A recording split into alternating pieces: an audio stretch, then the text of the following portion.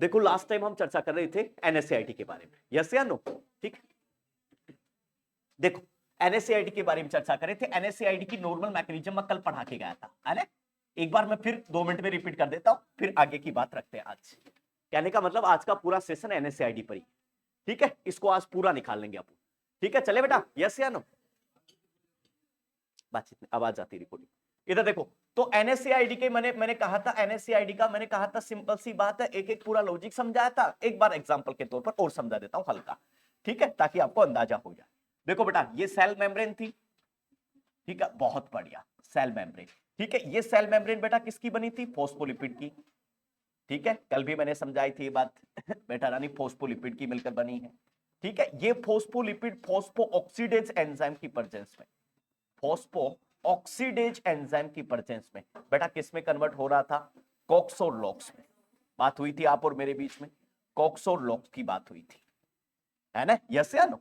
ठीक है। देखो आज एक चीज और पढ़ाता हूं आपको, नीचे जाकर देखो। कोक्स भी 2 प्रकार का बेटा, कोक्स फर्स्ट और कोक्स सेकंड। आ गया बेटा? यस, इधर देखो ध्यान से। कल एक चीज आ रही थी, non selective Cokes inhibitor, selective Cokes inhibitor. Non selective का मतलब बेटा दोनों पर एक्शन कर सकती है, कोक्स फर्स्ट पर भी और कोक्स सेकंड पर भी, कोई स्पेशल नहीं है, ठीक है? और सेलेक्टिव कोक्स इनहिबिटर मतलब सिर्फ कोक्स सेकंड पर अफेक्ट करेगी। आया? देखो कल के क्लासिफिकेशन को देखे हम तो एक बात मजेदार पढ़ रहे थे हम, ठीक है? किसी ने ध्यान ही नहीं लगाया। नॉन सेलेक्टिव कोक्स इनहिबिटर और सेलेक्टिव कोक्स क्लासिफिकेशन में देखो, उठा के देखो। देखो सबसे पहले क्लासिफिकेशन मैंने लिखा है नॉन सेलेक्टिव कोक्स इनहिबिटर, लिखा है ना बेटा?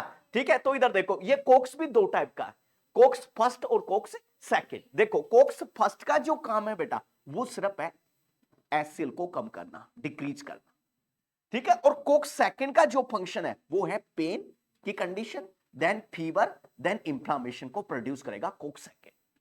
आया? अब हम क्या दे रहे थे? सिंपल सी बात है, एनएसएआईडी दे रहे थे, कोक्स इनहिबिटर, ठीक है? एनएसएआईडी कौन सी? Non selective. नॉन सेलेक्टिव का मतलब बेटा दोनों पर एक्शन कर सकती है, फर्स्ट पर भी और सेकंड पर भी। बहुत बढ़िया, ये थी बेटा नॉन सेलेक्टिव। अब जितनी भी एस्पिरिन वगैरह है ये नॉन सेलेक्टिव थी, ठीक है? देखो उठा के देखो, क्लासिफिकेशन मैंने लिखा है। और सेलेक्टिव कोक्स इनहिबिटर सिर्फ और सिर्फ क्या करेगी? इस सेकंड पर एक्शन करेगी, ये है सेलेक्टिव कोक्स इनहिबिटर। याद रखना, दोनों में कभी गलती नहीं करना, ठीक है? यस या नो? ठीक है, इसलिए मैंने पीछे से हल्का सा यदि चेंजेस कर लेना वहां पर, कोक्स के सामने 2 कोक्स कर देना, कोक्स फर्स्ट और बेटा कोक्स सेकंड। कोक फर्स्ट के नीचे एक बात लिख देना यहां पर, ये क्या करता है? एचसीएल को कम, एचसीएल को डिक्रीज करता है। और ये किसके लिए जिम्मेदार है? Pen fever inflammation, pen fever inflammation. बहुत बढ़िया। अभी देखो ये उड़ेगा, ठीक है? कल वाली बात तक कोई डाउट नहीं था, क्लासिफिकेशन मैंने शानदार और जबरदस्त समझा दिया था आपको, ठीक है बेटा? और एक्शन भी मैंने 1 नंबर पढ़ा दिया था आपको। आगे बढ़ो अब, ठीक है? आगे बढ़ रहा हूं मैं, क्लासिफिकेशन कल पूरा पढ़ा दिया था मैंने, ठीक है? कर रहा हूं, देखो अभी कोई दिक्कत है तो अभी पूछ लेना, नहीं तो मैं आगे बढ़ रहा हूं फिर, ठीक है? Yes, okay. अब बंद कर दीजिएगा आप लोग। आज का जो टॉपिक है वो है एस्प्रिन का। सबसे पहले एस्प्रिन की बात करेंगे और लास्ट डाइक्लोफेनिक तक लेके जाएंगे क्वेश्चन को। इसका मतलब आज का पूरा सेशन इस पर है, एनएसएआईडी पर, ठीक है? अब देखो कहीं से भी हम बीच में ले सकते हैं, एनएसएआईडी कब ले लें, इंडामेथासिन कब ले लिया, डाइक्लो हमने कब ले लिया, प्रोक्सिकेव कब ले लिया, क्यों? क्लासिफिकेशन तो मैं पढ़ा चुका हूं आपको जबरदस्त। इसका मतलब अब एक एक ड्रग को उड़ाया जाएगा। इधर देखो, बातचीत बंद कर दे इधर ईमानदारी से, ठीक है? देखो मजा नहीं आना, ईमानदारी से देखो। एस्प्रिन, एस्प्रिन का अब नेचर पढ़ाने की जरूरत ही नहीं मुझे, और न बता एनाल्जेसिक है, बिल्कुल कल अच्छे से मैंने कंसेप्ट क्लियर करवाए कि कैसे एनाल्जेसिक है, ठीक है बेटा? दूसरी बात एंटीपायरेटिक है, आप मुझे बिल्कुल भी नहीं कह सकते कि कैसे है, ठीक है? अब आपको पूछने की भी आवश्यकता नहीं। बहुत बढ़िया, ठीक है? कल मैंने कह दिया था एंटी इंफ्लामेटरी है, बिल्कुल नहीं पूछ सकते आप एंटी इंफ्लामेटरी। और कल ही मैंने जबरदस्त पढ़ा दिया आपको एंटी प्लेटलेट्स है, और ये सारा आपको मैंने बताया भी और पूरा समझाया भी। देखो कल की आप नोटबुक में उठा के देख लीजिए, मैंने पूरे कंसेप्ट समझा दिए, ठीक है? इसका मतलब एक क्वेश्चन जरूर आएगा आगे, ठीक है? जब आप पीआर या टारगेट निकालेंगे, निम्नलिखित में से एस्प्रिन का फंक्शन नहीं है, एक्सेप्ट देकर। तो सिंपल सी बात, और मैंने कल सारे उड़ा दिए आपके सामने, ठीक है? पूरी बात मैंने आपको लिखाई है कि कैसे वो एंटीप्लेटलेट्स है, कैसे वो एनाल्जेसिक, और कैसे वो एंटीपायरेटिक्स, और कैसे वो एंटीप्लेटलेट्स है। यहां पर आप बिल्कुल भी कुछ भी नहीं कह सकते। आ गया बेटा? ठीक है, कोई डाउट है तो अभी पूछ लेना, हालांकि मैंने डाउट छोड़ा नहीं है, कल ही मैंने उसको साफ कर दिया था। अब देखिए काम की चीज, सर एस्प्रिन का इसके अतिरिक्त क्या मैकेनिज्म है? ये तो उठाई, इसके अतिरिक्त ही मेटाबॉलिक अफेक्ट भी कर सकती है। कैसे बताता हूं, चिंता ना करें। मेटाबॉलिक अफेक्ट भी सॉरी ये कर सकती है, और मेटाबॉलिक अफेक्ट कैसे करेगी, ठीक है, सुनिएगा ध्यान से, एक एक बात पर फोकस यही करना। देखो बेटा, मेटाबॉलिक अफेक्ट कैसे करेगी, जैसे ही हम एस्पिरिन देंगे पेशेंट को, ये क्या कर सकती है, ये सर स्पेशल कार्बोहाइड्रेट के मेटाबॉलिज्म को चेंज कर सकती है बेटा, और स्पेशल कार्बोहाइड्रेट का मेटाबॉलिज्म बढ़ा सकती है। जैसे कार्बोहाइड्रेट का मेटाबॉलिज्म बढ़ेगा तो तुम्हारा जो लीवर के पास ग्लाइकोजन स्टोरेज था वो तुरंत प्रभाव से बदल जाएगा ग्लूकोज में। इसलिए long time use of aspirin causes हाइपरग्लाइसी, बहुत बढ़िया। लंबे समय तक हम एस्पिरिन को यूज करेंगे तो हाइपरग्लाइसीमिया कर सकती है, ग्लूकोज का लेवल को बढ़ा सकती है। और वजह क्या है, वजह है कि कार्बोहाइड्रेट के मेटाबॉलिज्म को अफेक्ट करती है। और कैसे करती है, तब आपको कहना कि long time use of aspirin, ठीक है, stimulate the T3 and T4, और then T3 and T4 help the BMR, then increase the glucose in blood, that is the hyperglycemia। बहुत इंपॉर्टेंट है। अब सुनिएगा ध्यान से, बड़ा आनंद आएगा। ग्लूकोज का लेवल बढ़ रहा है, इधर से पैंक्रियास परेशान है। क्या अचानक से कौन आ गया ऐसा जिसकी वजह से सारा ग्लूकोज बढ़ रहा है? अब पैंक्रियास जैसे ही परेशान है तो पैंक्रियास की बीटा सेल भी उसको लाल आंख दिखाएगी, और ये लाल आंख दिखाने के चक्कर में ये बढ़ेगा, और ये फिर लाल आंख दिखा रहा है इंसुलिन कि इसको कम करो। अब एक समय ऐसा आएगा कि ये 56 इंच का सीना दिखा देगा इसको एस्पिरिन। बोला भाई साहब तू मेरे को कम नहीं कर सकता, क्योंकि मैं तो मेटाबॉलिज्म बढ़ाऊंगा। इसलिए लंबे समय तक एस्पिरिन लिया जाएगा तो आपका जो इंसुलिन है वो एकदम कम हो जाएगा, ग्लूकोज का लेवल बढ़ जाएगा। इसलिए लंबे समय तक एस्पिरिन कोज द डायबिटीज में लाइक। आया, मजा आ गया, आया, ठीक है। कहां को जाएगा हमें पता नहीं है, लेकिन हमें इतना पता कि उड़ान बहुत खतरनाक होगी आज, ठीक है। क्यों? क्योंकि सिंपल सी बात मैंने कह दिया, क्यों, इसलिए याद रखना कि एस्पिरिन क्या कोज करता है, हाइपरग्लाइसीमिया, और उसकी वजह due to increase carbohydrate metabolism. ये तो एक अलग नॉलेज दिया मैंने, ठीक है। भविष्य में इस प्रकार की घटना घटती है तो आपको उसको घबराना नहीं है। कोई दिक्कत है बेटा? कोई दिक्कत? चलो आगे, ठीक है। अब मेरी बात सुनना सर, मेटाबॉलिक तो हो गया। अब बहुत इंपॉर्टेंट जो आपको हर एक एग्जाम में मिल जाएगा, एसिड बेस इंबैलेंस का, स्पेशल एस्पिरिन को लेकर, ठीक है। इसलिए सारे सब लोग नजर यहीं देना। देखो बेटा, aspirin next affect acid base imbalance कर सकती है। सुनिएगा कैसे करेगी, क्यों करेगी, एसिड बेस इंबैलेंस कर सकती है। भाई जैसे ही एस्पिरिन हम देंगे तो इसका पहले तो ये लास्ट कंपोनेंट क्या बना रही है, सलाइसिलिक एसिड। तो एसिड तो ये वैसे ही बना रही है सारा। इसका दूसरा नाम आप देखेंगे तो सलाइसिलिक एसिड है, तो एसिड तो ये वैसे ही बना रही है।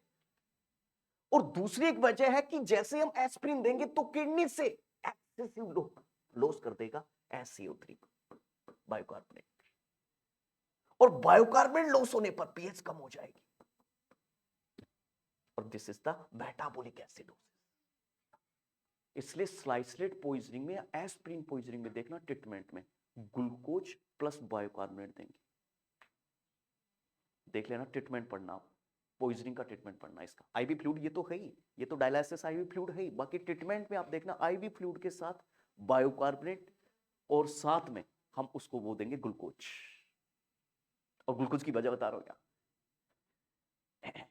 उसकी वजह बता रहा हूं आगे, ठीक है। क्योंकि एक मैंने वजह दे दी हाइपरग्लाइसीमिया की, तो ग्लूकोज क्यों देंगे, तुम्हारे मन में ये ख्याल जरूर आ रहा है कि ग्लूकोज क्यों दे रहे हैं, ठीक है। जरूर अभी ख्याल आएगा तुम्हारे, बिल्कुल अभी आ रहा है, चिंता मत करो तुम, ठीक है। इसलिए इसका ये आपको कई बार क्वेश्चन आ चुका है, aspirin cause the metabolic acidosis due to increase excretion of SCO3, और बायोकार्बोनेट का एक्सक्रीशन ज्यादा होगा, ठीक है। तो स्वाभाविक सी बात है पीएच अपने आप कम हो जाएगी बेटा। इसलिए क्या कोच कर सकती है, तब आपको कहना कोच कर सकती है बेटा मेटाबॉलिक एसिडोसिस। गलती मत करना कभी भी, ये बहुत बहुत बहुत इंपॉर्टेंट क्वेश्चन आया। कोई दिक्कत है, कोई टेंशन नहीं? अच्छा ओके भाई, अब आते हैं जीआईटी पर, सिर्फ यही रहना है। ये जीआईटी है, बहुत बढ़िया। ये जीआईटी की म्यूकोजा है। ये म्यूकोजा और मैं कलर पेंट को एक ही देखता हूं कि आप अपना नया मकान बना दीजिए कमरे में, और नया मकान बना के कलर करवा दीजिए, बस यही म्यूकोजा, ठीक है। इस म्यूकोजा के ऊपर तुम्हें क्या करना है, कलर पेंट करना। और ये कलर पेंट है वो क्या है, ये कलर पेंट बेटा रानी म्यूकस का कलर पेंट है, बस। क्योंकि इसको पता है कि अपने ही कभी दस सकते हैं इसको, HCl बैठा है, इतना विषैला है कि डसेगा, तो कई देर तक म्यूकोजा को डैमेज करेगा। और मेरे हिसाब से म्यूकोजा को तकलीफ वैसे ही होगी जैसे कोई बिल्ली है वो चूहे को पकड़ लेती है। इसी प्रकार जब ये म्यूकस को डसेगा इसी प्रकार इरिटेशन होगा। इसलिए बहुत बढ़िया क्या कहा मैंने, COX first are responsible the, आए हाय बहुत बढ़िया, डिक्रीज HCl। लेकिन NSAID तो इसका मुंह बंद कर दिया, और ये तो नॉन सेलेक्टिव थी, दोनों का मुंह बंद कर दिया इसने तो, इसलिए HCl भी बढ़ गया, इसलिए इंक्रीज HCl GIT की ऊर्जा को डैमेज कर गया, इसलिए GI इरिटेशन हो गया। और इसलिए एस्प्रिन का अर्ली साइड इफेक्ट आता है नोजिया वोमिटिंग, बहुत बढ़िया, ड्यू टू GI इरिटेशन। कोई डाउट ही नहीं, कोई टेंशन नहीं, मेरे को नहीं लगता यहां पर कोई टेंशन, कोई दिक्कत हो आपको, कुछ भी नहीं करना, काम खत्म हो गया बेसिक का। अब तो चीजें इधर से उधर जाएंगी पूरी फार्मा, अब एक जगह थोड़ी रहना, इधर से उधर जाना, इधर से उधर। मेरे को नहीं लगता अब यहां पर कोई डाउट आया, ठीक है। ये बेटा GIT का एक्शन। अच्छा दूसरी बात सर, CVS पर भी अफेक्ट है क्या? बिल्कुल अफेक्ट है। देखो CVS से संबंधित ये कह रहा है कि मैं डायरेक्ट तो CVS को छेड़ नहीं सकती, उसके पीछे एक वजह है, क्यों है मैं आपको बता रहा हूं। ये आपका मायोकार्डियम है,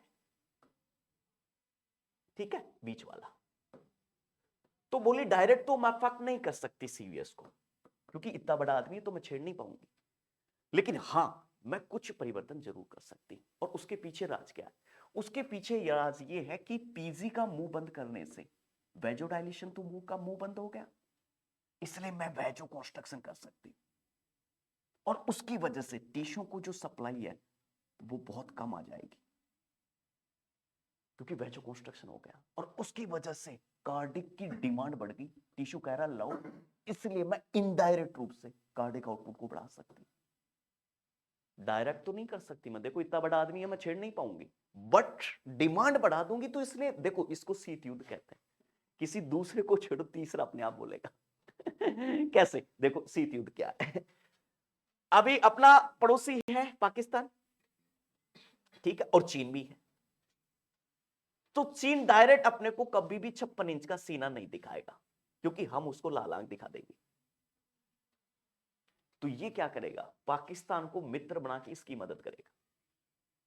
अब अपने ऑटोमेटिक पेट में दर्द होगा, क्योंकि मित्र मजबूत हो रहा है, तो क्या होगा? हम डायरेक्ट चीन से भिड़ बैठे, और ये देखो सेब बच गया ऐसे कैसे। ये शीत युद्ध है, किसी को बिना कुछ कहे हुए मित्र को बढ़ाते रहो, दूसरे के पेट में दर्द हो जाएगा। अमेरिका क्या करता है? अमेरिका युद्ध थोड़ी करता, शीत युद्ध करता। अभी रूस और यूक्रेन में युद्ध चल रहा है, तो मदद किसकी कर रहा है? यूक्रेन की। रूस के अपने आप पेट में दर्द हो रहा है, और रूस किसको लाल आंख दिखा रहा? अमेरिका को। यूक्रेन को टक्कर छोड़ के अमेरिका और रूस की अपने आप टक्कर हो गई, और बस अमेरिका को तो, क्योंकि देखो अमेरिका जितना गद्दार दुश्मन कोई नहीं है, पाकिस्तान अपना दुश्मन नहीं कह सकते, ठीक है, वो तो क्या है 2-4-5% लोग सभी देशों में ऐसे होते हैं जिस प्रकार की चीजों को बढ़ावा देते हैं, बट अमेरिका सबसे बड़ा गद्दार है। कैसे है? तुरंत यदि जैसे ही शीत युद्ध की संभावना बढ़ेगी तुरंत प्रतिबंध लगा देगा, और देश को इकोनॉमी डुबा देगा देश की। अच्छा, प्रतिबंध लगाने से क्या हुआ कि जो हमारा अंतरराष्ट्रीय व्यापार डॉलर में होना था वो तो बंद हो गया, तुम ना खरीद पाएंगे और ना बेच पाएंगे। अब खरीदना किसमें है? डॉलर में है, बेचना भी किसमें है? डॉलर में है। अमेरिका करेंसी क्या है? डॉलर में है। तो इसलिए अमेरिका शक्तिशाली है। अमेरिका इसलिए नहीं कि उसके पास फाइटर जेट है, वो तो है ही, ठीक है, इसके अलावा वो इतना शक्तिशाली है क्योंकि लगभग जो देश की इकोनॉमी चलती है वर्ल्ड वाइड वो डॉलर में चलेगी, और डॉलर किसकी करेंसी है? अमेरिका की, और वो प्रतिबंध लगा देगा, इसलिए वर्ल्ड का जो व्यापार है वो अपने आप डूब जाएगा। अब देश में अपने पास कितना पैसा ये मायने नहीं, अपने पास बाहर की करेंसी कितनी है अपने वित्तीय में वो मायने रखता है। अब बाहर की करेंसी देश में मान लीजिए $5,000 है, तो ये उस देश का तय कर देता है। जैसे जिस देश की MMR बढ़ी है और IMR बढ़ा है, तो उस देश का ये पता लग जाए कि उसका हेल्थ स्टेटस क्या है महिला और बच्चों के प्रति। अब अपना इसी वजह से तो मारे जाते हैं अपन ये कर देते हैं, ये दिखा दिया लाल आंख 56, अरे लाल आंख छोड़ो, अपने तो क्या करो, जो मदर मोटिलिटी रहती उसी को ही कम कर लो, उसी को ही लाल आंख दिखा दो। ठीक है, और वो कम होगी तब देखना इंटरनेशनल जो बिजनेस है वो अपने पास कम आता है। क्योंकि इंटरनेशनल बिजनेस क्यों कमाता है कि उसको पता है कि जिस देश की महिला बीमार है, जिस देश का बच्चा बीमार है, उस देश का पुरुष कभी काम नहीं कर सकता। भाई एक बात बताओ, घर में आपकी कोई महिला है वो बीमार है, आप काम पर जाओगे क्या? नहीं जा सकते। आपका कोई बच्चा बीमार है, आप काम पर जाओगे क्या? नहीं जा सकते। ठीक है, देखो जैसे अभी दो चीजें हमें समझनी है, एमएमआर में भी और इसमें भी। मान लीजिए एक लाख महिलाओं के पीछे, सॉरी 1000 पुरुषों के पीछे 933 महिलाएं। ठीक है, अब बाकी तो ऐसे ही है वो घूम रहे हैं मार्केट, क्योंकि उनके पीछे तो महिला ही नहीं है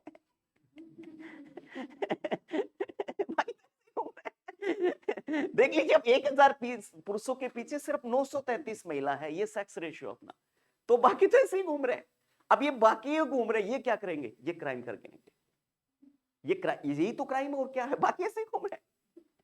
तो इसलिए अपने ये जो फीमेल फोर्टिसाइड का कारण एक मैक्सिमम यही है, इसको फीमेल फोर्टिसाइड को बढ़ाएंगे तो सेक्स रेशियो में अपने आप गिरावट आ जाएगी।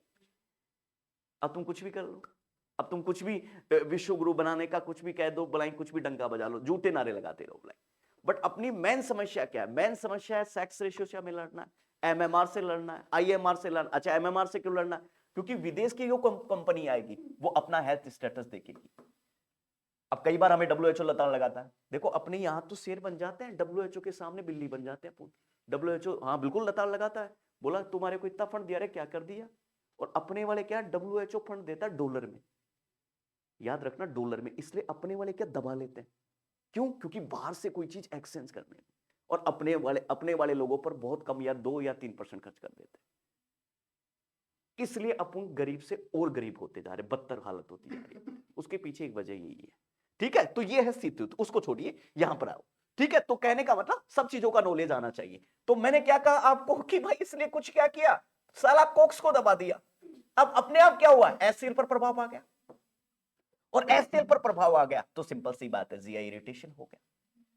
ठीक है, और ऐसी सीबीएस को लेकर मैं कह रहा था, ठीक है, कि डायरेक्ट तो अफेक्ट नहीं करेगा, बट ब्लड वेसल्स को अफेक्ट करके सीबीएस को अपने आप अफेक्ट कर देगा। जैसे मैंने अभी एग्जांपल आपको दिया, ये सीबीएस पर अफेक्ट कर देगा बेटा। बोलो कोई भी दिक्कत है तो बेटा। चलो आगे। ठीक है, तो ये आपका सीबीएस पर कैसे एक्शन होगा, एसिड बेस बैलेंस इंबैलेंस कैसे होगा, साथ में आपका जीआई इरिटेशन कैसे कर देगा, मेटाबॉलिक में क्या ये चेंजेस कर सकता है, ये बातें मैंने आपको पूरी तरीके से बेटा समझा दी और जबरदस्त तरीके से आपको बता दिया। आया? ठीक है, नेक्स्ट एक लास्ट पोर्शन बच रहा है इसका, ब्लड को लेकर। ठीक है, अच्छा ब्लड को लेकर भी आप में भ्रांति बिल्कुल नहीं होनी चाहिए। क्यों नहीं होनी चाहिए, देख लीजिए ध्यान से। अच्छा, मैंने आपको पहले ही कह दिया था ये थ्रोम्बोहेक्सेन सेकंड का मुंह बंद कर देगा, बताया था मैंने कल भी। और थ्रोम्बोहेक्सेन सेकंड वो चीज है बेटा जो किसको छेड़ेगी, वो प्लेटलेट्स को छेड़ेगी। प्लेटलेट्स एक्टिवेटर है, पीए है। प्लेटलेट्स क्या कर रही है, इसी का ही तो मुंह बंद कर रही है, एस्प्रिन सॉरी। और इसका मुंह बंद करने पर सिंपल सी बात है, प्लेटलेट्स अपने आप घट जाएगी, और अपने आप घट जाएगी तो ब्लीडिंग के साइन अपने आप आ जाएंगे। इसलिए ब्लीडिंग टेंडेंसी के चांस हो सकते हैं। इसलिए एक चीज पढ़ेंगे कॉन्ट्राइंडिकेशन में, कभी भी ब्लीडिंग टेंडेंसी के चांस हो रहे हैं तो ये ड्रग अवॉइड करनी चाहिए। ये आपका कंपटीशन बन जाएगा आगे जाकर, कंपटीशन में चीजें अपने आप बदल जाएंगी। ठीक है, प्लाज्मा हाफ टाइम जो है एस्प्रिन का बेटा, वो विथिन आधा घंटा है, याद रखना। प्लाज्मा हाफ टाइम और पूछे ना इसका तो आधा घंटा है बेटा। आगे पढ़ रहे हैं और जबरदस्त तरीके से साइड इफेक्ट इनको खगाल रहा हूं, कहां कहां यूज कर रहे हैं वो भी मैं लिखा रहा हूं। नॉर्मल बातें समझ आए क्या बेटा जी? कोई डाउट नहीं है? ठीक है, एक एक को एक्शन करो, आपको दिक्कत ही नहीं आनी। आज तो बड़े मजेदार से चीजें चल रही है, कोई टेंशन नहीं, मस्त। एडिंग डालना शुरू कर दो, एस्प्रिन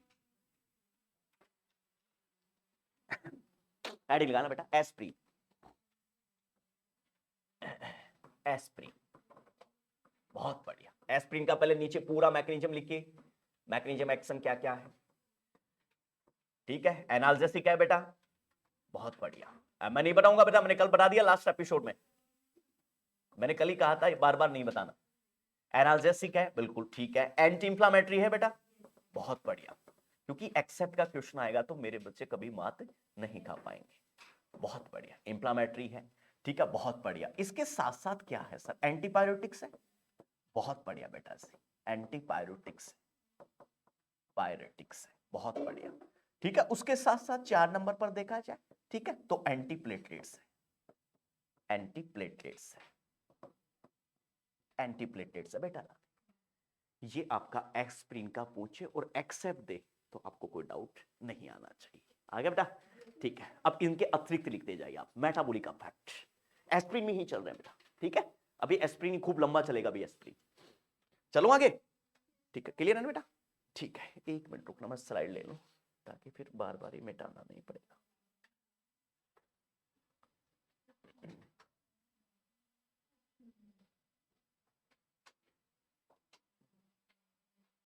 ठीक है, अब देखो तो, एक मिनट बस।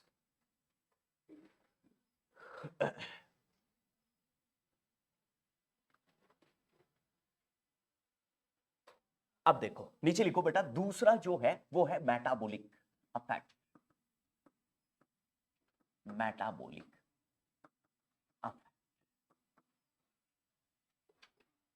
ठीक है? मेटाबॉलिक इफेक्ट में लिखना शुरू कर दो बेटा। एस्प्रिन क्या कर रही है, नीचे लिखना बेटा, कोच हाइपरग्लाइसीमिया, जरूर लिखना, अंडरलाइन करना, कम शब्दों में अपनी बात कहना सीख लो। हाइपरग्लाइसीमिया कोच करेगी, उसकी पीछे की वजह है due to increase carbohydrate metabolism. Due to increase carbohydrate metabolism, ये कार्बोहाइड्रेट मेटाबॉलिज्म को बढ़ा देगी। बहुत बढ़िया, बोलो बेटा रानी, आ गया? क्लियर है ना? ये हाइपरग्लाइसीमिया जरूर याद रखना। चलो आगे, कोई डाउट? हाँ बिल्कुल,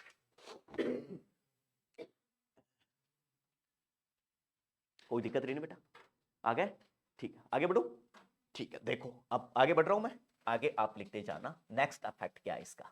नेक्स्ट इफेक्ट है बेटा बहुत important, acid base imbalance. Acid base imbalance भी करेगी एस्प्रिन। बहुत बढ़िया, नीचे लिखना बेटा रानी। पहले तो एरो देना, 4 रेटिंग देना इसको, बहुत जबरदस्त है ये एरो। हाँ, aspirin coach metabolic acidosis, underline करना बेटा इस बात को। Aspirin coach metabolic acidosis, metabolic acidosis. और ये बेटा हर एक एग्जाम में, ऐसी कोई एग्जाम नहीं जिसको इस क्वेश्चन ने वाहवाही नहीं चुराई हो अपनी। बहुत इंपॉर्टेंट, अंडरलाइन करते हुए चलना और अच्छे से लिखना, वेरी गुड, बहुत बढ़िया। ठीक है, ऐसा लिखना जैसे एमएसएन के नोट्स बनाए थे आप लोगों ने, है ना? ठीक है, एस्प्रिन कोच मेटाबॉलिक, और वजह क्या है बेटा, नीचे लिखना, due to excretion of SCO3। Due to excretion of SCO3, SCO3 का एक्सक्रीशन ज्यादा करेगी। अब याद रखना, कभी भी मत भूलना SCO3 को, है ना? वजह भी तुम्हारे सामने आ गई है। आ गया ना बेटा? कोई दिक्कत, कुछ कहना है? आ गया? नीचे लिखना जीआई अफेक्ट, जीआई पर क्या अफेक्ट करेगी। आगे बढ़ रहा हूं मैं, देखो। ठीक है, बहुत बढ़िया, जीआई अफेक्ट। नेक्स्ट बहुत इंपॉर्टेंट एरो देना जीआई अफेक्ट पर भी, कि जीआई पर एस्प्रिन का क्या अफेक्ट होगा। बिल्कुल, देखो क्या करेगी, जैसे एस्प्रिन कोज गैस्ट्रिक इरिटेशन, वजह ड्यू टू इंक्रीज HCl।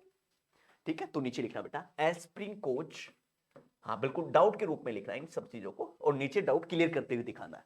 ठीक है, कि डाउट एक क्लियर हो रहा है। तो एस्प्रिन कोज,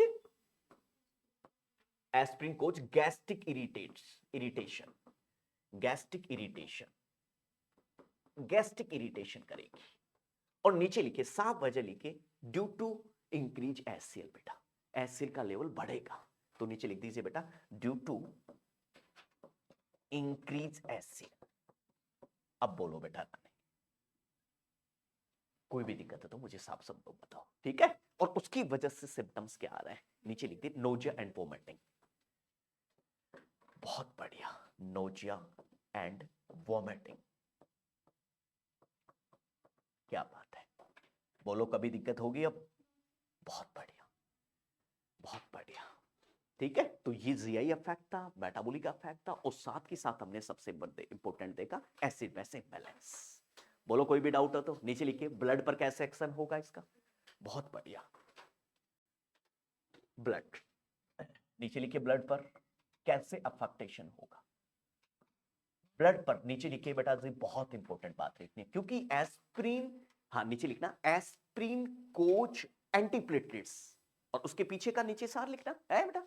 बहुत बढ़िया, एस्प्रिन कोच एंटीप्लेटलेट्स, एंटीप्लेटलेट्स है एस्प्रिन, बिल्कुल एंटीप्लेटलेट्स है एस्प्रिन, और उसके पीछे लिखना ड्यू टू इनहिबिट थ्रोम्बोहेक्सेन सेकंड है, ड्यू टू इनहिबिट थ्रोम्बोहेक्सिन सेकंड। और इसके पीछे का सार तुम्हें कल ही बता दिया था कि थ्रोम्बोहेक्सिन सेकंड क्या करता।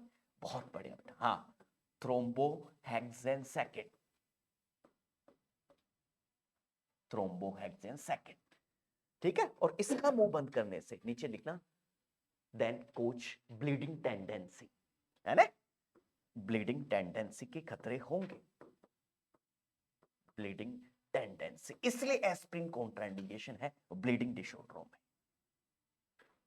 आ गया। इसलिए आफ्टर द एस्प्रिन किसकी मॉनिटर के, बीटी की। बहुत बढ़िया आया, अपने आप क्लियरिटी में आते जाएंगे हम, और बहुत अच्छी तरीके से हम दुनिया से हम काफी आगे जा रहे हैं, ये बता देता हूं आपको, ठीक है। बस इस प्रकार से हमें चलना है, बस इस लय को खत्म नहीं करना। बस देखो, खिलाड़ी की लय खत्म हो जाती फिर खिलाड़ी कोई काम का नहीं, भलाई उसका कितना ही बड़ा ना हो, ठीक है। कई बार देखने को मिलता है बड़ा बड़ा खिलाड़ी फॉर्म में नहीं आ रहा, खराब हो गया, ठीक है। खिलाड़ी की लय इंपॉर्टेंट है, इसलिए स्टूडेंट की लय इंपॉर्टेंट है। लय छोड़ दिया ना एक बार, फिर उसको चाहे कोई का बाप कितना ही बड़ा शिक्षक पढ़ा दे, उसको वो समझ में नहीं आना उसको, ठीक है। और लय आपकी मेंटेन हो रही है लगातार, तो फिर आपको कोई टेंशन नहीं। एक दिन समझ नहीं आएगा, दूसरे दिन नहीं आएगा, तीसरे दिन अपने आप आएगा तुम्हारे। आया बेटा, यस या नो? यस। आगे बढ़ो बेटा, कोई भी डाउट है तो भी बता देना, ठीक है। चल रहा हूं मैं आगे। ये एक नॉर्मल अफेक्टेशन था इसका। अब आप हेडिंग डालिए फार्माकोकाइनेटिक्स किसका, अच्छा सीबीएस का, सॉरी सीबीएस का। एस्प्रिन अफेक्ट सीबीएस कैसे करेगी, नीचे लिखना no direct affect CBS, no direct affect CBS, CBS को डायरेक्ट अफेक्ट नहीं करेगी, बिल्कुल इतना बड़ा आदमी है, छेड़ नहीं पाएगी, बट चेंजेस तो कर देगी, ठीक है। और नीचे लिखना क्या करेगी, increase cardiac output, cardiac output को ज्यादा कर देगी due to increase demand, demand बढ़ रही है ना, due to increase demand, demand बढ़ रही है इसकी वजह से।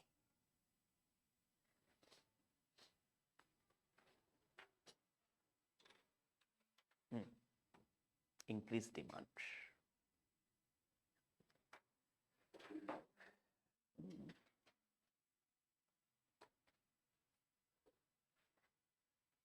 एक चीज और बताता हूं, ठीक है। चलो देखो, लिखना मत, इधर देखना, बड़ा मजेदार चीज बता रहा हूं। देखो सर, सारी चीजों को यदि हम कॉम्बिनेशन करें और रेस्पिरेशन को छोड़ दें तो भी ठीक नहीं है। क्यों नहीं, उसके पीछे मैं कारण बता देता हूं। ये अपना रेस्पिरेशन है और ये लंग्स है। एस्प्रिन ने साफ शब्दों में कह दिया कि मैं एसिडोसिस करूंगी, मैं एसिडोसिस करूंगी, ठीक है भाई। और साफ शब्दों में कह दिया कि भाई CO2 को बढ़ा रही हूं, इंक्रीज CO2। और ये CO2 को बढ़ाने से क्या हुआ, सुनना, CO2 वो गैस है जो हमारा रेस्पिरेटरी सेंटर है उसको स्टिमुलेट कर रहा है, और उसकी वजह से लंग्स हाइपर वेंटिलेट हो गए, हाइपर वेंटिलेशन। अब उल्टा हो गया, बहुत बढ़िया, रेस्पिरेटरी एल्कोसिस with metabolic acidosis, cause the aspirin, गजब।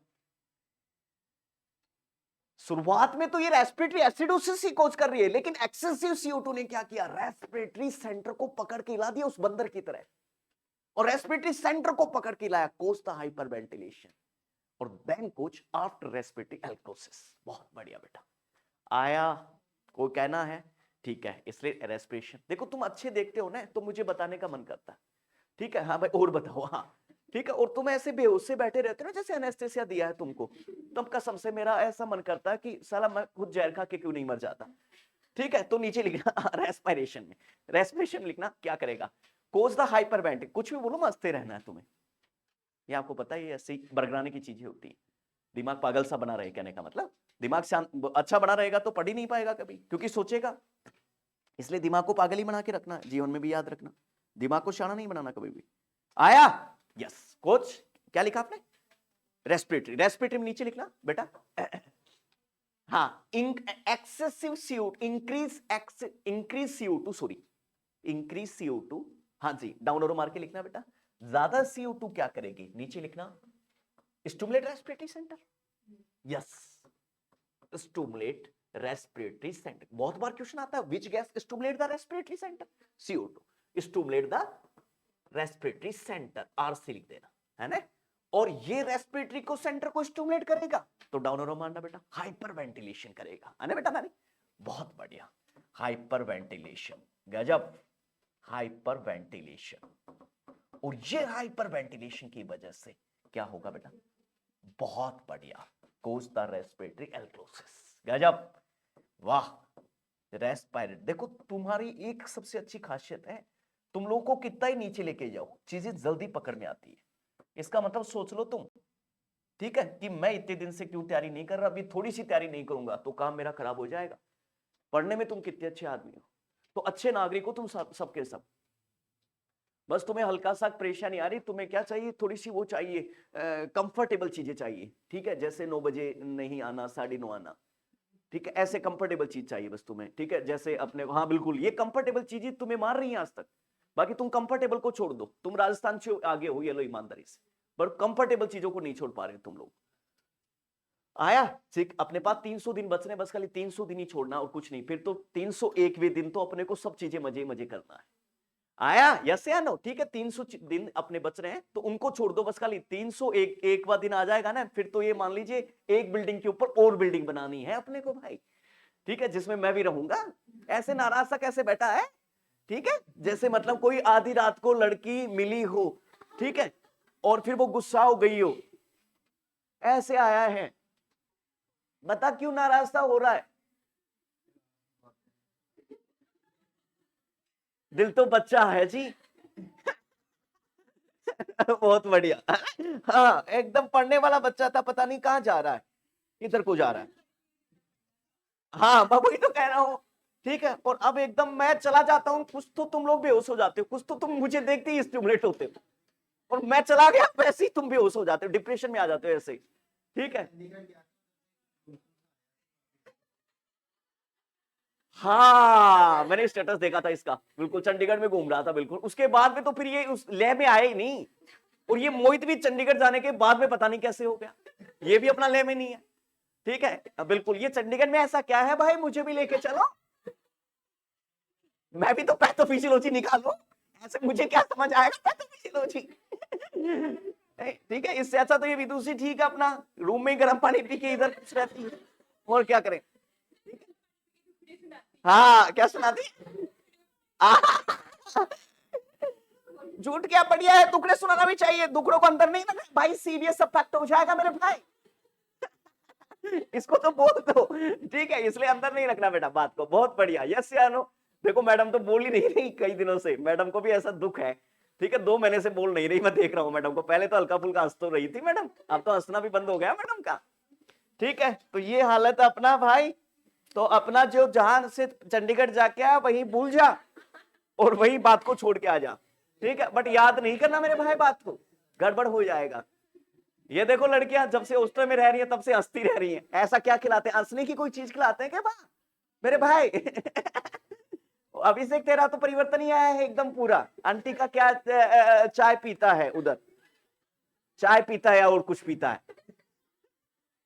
मैं कह भी दूंगा बेशरम आदमी हूं, ठीक है। नीचे लिखो।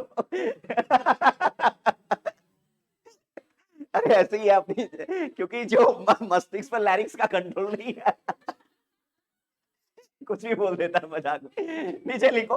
और कुछ का मतलब मैंने क्या बोला, और तो अभी अपने घर में कुछ भी चीज वो खिलाती होगी, ऐसे तुम्हें कुछ समझ आ रहा है, जैसे तुम हंस रहे हो अपने आप का, अपने आप ही हंस रहे हो, ठीक है, बेशरम। हाँ गर्म पानी भी हो सकता है, और क्या कुछ पिलाती है यार, तुम क्या, जैसा तुम्हें समझ आ रहा है भाई, जैसा कहते हैं जैसा जिसकी सृष्टि वैसा उसकी दृष्टि, मेरे को तो अच्छा सोचा, मैं तो पॉजिटिव सोचा इसलिए हंस रहा हूं, तुम तो नेगेटिव सोचे ना, फिर तुम इतनी हंसी नहीं आनी चाहिए, देखो मेरे को आके तुम्हें लेट हंसी आ रही है, मैं ये अंदाजा लगा लेता हूँ लेट हंसी आती है, इसका मतलब तुम नेगेटिव सोचते हो। मूर्ख को मैं पैथोफिजियोलॉजी पढ़ा रहा हूँ। तो नीचे लिखो, बड़ा आनंद आ गया भाई, 1 नंबर का, नीचे लिखना मैडम फार्मेकोकाइनेटिक्स बेटा, फार्मेकोकाइनेटिक्स किसका, एस्प्रिन का, NSAID का नहीं बेटा, वो गया उसका, अब अलग अलग का आएगा ना, एस्प्रिन का लिखना बेटा फार्मेकोकाइनेटिक्स, यस, फार्माकोकाइनेटिक्स में लिखना बेटा मोस्ट कॉमनली जो, अब देखो एब्जॉर्प्शन भी आएगा है, याद रख लीजिए। अब देखो मैं बार बार नहीं बताऊंगा फार्माकोकाइनेटिक्स, मैंने सीधा अब एब्जॉर्प्शन के सामने लिखना, या तो एस्पिरिन एब्जॉर्प्शन होती है इंटेस्टाइन में, या बेटा इंटेस्टाइन ऑप्शन में नहीं है तो स्टोमक, या तो एस्पिरिन एब्जॉर्प्शन होती है बेटा इंटेस्टाइन में, और इंटेस्टाइन ऑप्शन में ना हो बेटा तो फिर आंसर देना स्टोमक, वही लिखो एब्जॉर्प्शन के सामने, हाँ टुकड़े करके। देखो मैंने फार्माकोकाइनेटिक्स में कहा था 4 चीजें आएंगी आदमी, ए बराबर एब्जॉर्प्शन, डी बराबर डिस्ट्रीब्यूशन, एम बराबर मेटाबॉलिज्म, ई बराबर एक्सक्रीशन, पढ़ाया तो था बेटा कल। मेटाबॉलिज्म के सामने आएगा लीवर, बहुत लीवर बेटा लीवर, लीवर बेटा लीवर, मेटाबॉलिज्म के सामने आएगा लीवर, और बहुत बढ़िया, और एक्सक्रीशन के सामने आएगी किडनी, बहुत बढ़िया, यस यस। और एक बात और बता देता हूं, सुनना, इस एस्पिरिन की जो सोल्युबिलिटी होगी ना, देखना बेटा गलती मत करना, एस्पिरिन की जो सोल्युबिलिटी होगी वो किस मीडियम में होगी, लिखना मत बेटा, ये होगी एल्कलाइन में, मोर एल्कलाइन में होता है बजाय एसिडिक के, ठीक है। बहुत एक इंपॉर्टेंट क्वेश्चन दे रहा हूं तुम्हें, ठीक है। इसकी जो सोल्युबिलिटी है ना बेटा, हाँ बिल्कुल, इसलिए तो मैं कह रहा हूं ना SCO3 देते हैं इसलिए उसको, ताकि उसकी सोल्युबिलिटी बढ़े और ज्यादा से ज्यादा उसका एक्सक्रीशन बढ़े, इसलिए बेटा बायोकार्बोनेट देते हैं, याद रखना इसकी पोजीशनिंग में। और इसकी जो सोल्युबिलिटी है ना, ये देखो जो साइक्लिक एसिड ये बेसिक मेटाबॉलिक एसिडोसिस कर रही है, बट इसकी जो सोल्युबिलिटी है ज्यादा सोल्यूबल किस में होगी, तो ये होगी एल्केलाइन मीडियम में, याद रखना। आया तो नीचे लिखना, इसलिए तो उसको क्या दिया, SCO3 दिया जा रहा है ताकि मीडियम एल्केलाइन हो और इसकी सोल्युबिलिटी बढ़े, सोल्युबिलिटी बढ़ने से इसका एक्सक्रीशन अपने आप बढ़ जाएगा। आ गया बेटा, नहीं तो ये जैसे मतलब अपना ये होता है ना, उसको क्या कीचड़ बोलते हैं, तो उस कीचड़ की तरह ब्लड में फंस गई बेटा, और पानी चलाइए उस कीचड़ में, साफ हो जाएगा वो कीचड़। इसी प्रकार हम इसको कर रहे हैं। नहीं आया, देखो दोबारा बताता हूं, देखो मैंने क्या कहा, इसलिए मैं देखो बार बार तुम्हें वो चीज पढ़ा रहा था। आगे सोल्युबिलिटी भी आएगी, मीडियम आएगा, एब्जॉर्प्शन बार बार आएगा, मेटाबॉलिज्म आएगा, ठीक है, इसका बार बार आएगा क्वेश्चन, मैं आपको सच कह रहा हूं। इसलिए मैंने कल ही मैं आपको कह रहा, क्योंकि मुझे पता था ना कि पूरी फार्मा में यही चीजें परेशान करेंगे तुम्हें, आपको, ठीक है, बार बार साइड इफेक्ट आएगा, बार बार एडवर्स इफेक्ट आएगा, हर ड्रग के पीछे एडवर्स इफेक्ट आएगा, तो मैं चाहता था तुम्हारा काम खराब ना हो, इसलिए मैंने उनको बार बार पढ़ाया, ठीक है। इसलिए इधर देखना, एस्पिरिन को पूछा जाए कि एस्पिरिन की सोल्युबिलिटी किस मीडियम में होती है, अब दुनिया को ये तो पता रहे चल जाएगा कि एस्पिरिन NSAID एंटीप्लेटलेट्स है, अब ये छोटी छोटी चीजें पता नहीं होंगी। इसका मतलब तुम्हें कहना कि एस्पिरिन की बेस्ट सोल्युबिलिटी किसमें होती है बेटा, एल्केलाइन मीडियम, बहुत बढ़िया, नीचे लिखो एल्केलाइन मीडियम, गजब, देखना गलती नहीं करना है, यस एल्केलाइन मीडियम। चलो ना बेटा, कोई दिक्कत नहीं है, ठीक है। अब मेरी बात सुनना जबरदस्त, देखो गलती मत करो, मेटाबॉलिज्म लीवर में है एस्पिरिन का, इसलिए अब देखना ये लीवर को भी हिपैटोटॉक्सिटी कर सकती है, और गलती मत करना, इधर देखना, और न्यूरो में भी टॉक्सिसिटी कर सकती है ब्रेन को, इसलिए एस्पिरिन की और डोज हो गई तो लीवर और ब्रेन दोनों को अफेक्ट कर सकती है और दोनों को डैमेज कर सकती है। अच्छा कैसे, क्योंकि एस्पिरिन क्या है, एंटीप्लेटलेट्स होने की वजह से ब्लीडिंग कोज कर देगी दिमाग में, ब्रेन में, इसकी वजह से सीवियर हो जाएगा, थ्रोम्बोलाइटिक सीवियस हो जाएगा, ब्लीडिंग सीवियर हो जाएगा, ठीक है, रप्चर की वजह से, और इसकी वजह से दोनों को टॉक्सिटी कर सकती है, इसलिए ब्रेन और लीवर के टिश्यू डैमेज हो गई, यही तो है रे सिंड्रोम, इसलिए एस्पिरिन कोच रे सिंड्रोम, एस्पिरिन की टॉक्सिटी रे सिंड्रोम करती है, और बहुत बार क्वेश्चन आता है रे सिंड्रोम का, ठीक है, पढ़ा रहा हूं आगे अभी साइड इफेक्ट में, ये तो भी नॉर्मल बात बताई है, इसलिए ये याद, इसलिए मैंने मेटाबॉलिज्म में लीवर लिखा है, ये ध्यान रखना, क्योंकि ये बात आगे जाएगी, यहां नहीं लिखना कुछ भी, यहां तो इसी को क्लियर करना, नीचे लिखना बेटा last time plasma half time, plasma half time बेटा, अब देखो एक एक चीज आएगी, बिल्कुल छोटी छोटी चीजों पर फोकस करना है, यस, प्लाज्मा हाफ टाइम बेटा 15 से 20 मिनट, एक्चुअली बिल्कुल प्लाज्मा जो हाफ टाइम इस ड्रग का, यस वो है बेटा 15 से 20 मिनट, अंडरलाइन करना आप, हाँ 15 से 20 मिनट, आ गया बेटा, कोई दिक्कत है तो मुझे अभी बताओ, आ गया, ओके ठीक है, आगे बढ़ रहा हूं, देखो भी कंटिन्यू में, ठीक है। अब न मैं यूजेस पढ़ाऊंगा, वो सॉरी ना मैं अफेक्ट पढ़ाऊंगा और ना मैं फार्माकोकाइनेटिक्स पढ़ाऊंगा, दोनों बात एस्पिरिन की मैंने क्लियर कर दी है। आगे आगे चलो, आगे बढ़ो आप, बिल्कुल अब लिखते जाओ साइड इफेक्ट, बिल्कुल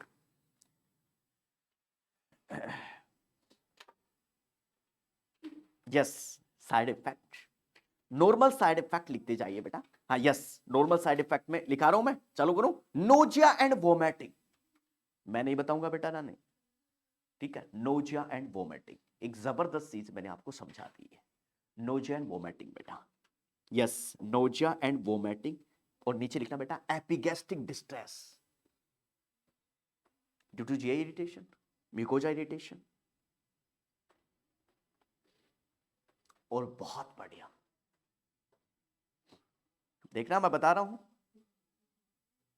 चलो यस, देखना इधर ध्यान से। और एक जबरदस्त बात देखना इधर, देखो, हाँ बिल्कुल बहुत बढ़िया, इधर देखो, पहला नॉर्मल साइड इफेक्ट आ रहा है अपने पास, लिखना बेटा, लिख लो मत, एक सेकंड, बिल्कुल समझो, लिखा हुआ फिर मिल जाएगा, ठीक है। ये मैंने आपको कहा बेटा जी, ये आपका म्यूकस है म्यूकोजा के ऊपर, और ये हमारा एससीएल है, ये बात ही मैं तुम्हें समझाता रह रहा हूं लगातार।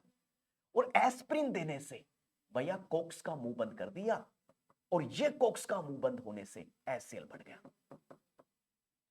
और इस एससीएल के बढ़ने से जीआई इरिटेशन हो गई, और म्यूकोजा डैमेज होने की स्थिति में अल्सर हो गया, और इस अल्सर की वजह से ब्लीडिंग हो गई। इसलिए एस्प्रिन कोच ब्लड लॉस भी कर सकती है, इसकी वजह से long time aspirin coach, that is called the anaemia. और कौन सा? हेमरेजिंग एनीमिया, उठा के सीना ब्लड में ले आ जाना, आया। इसलिए नोजिया, देन वोमिटिंग, और नेक्स्ट लिखना गैस्ट्रिक इरिटेशन के नीचे लिखना पेप्टिक अल्सर।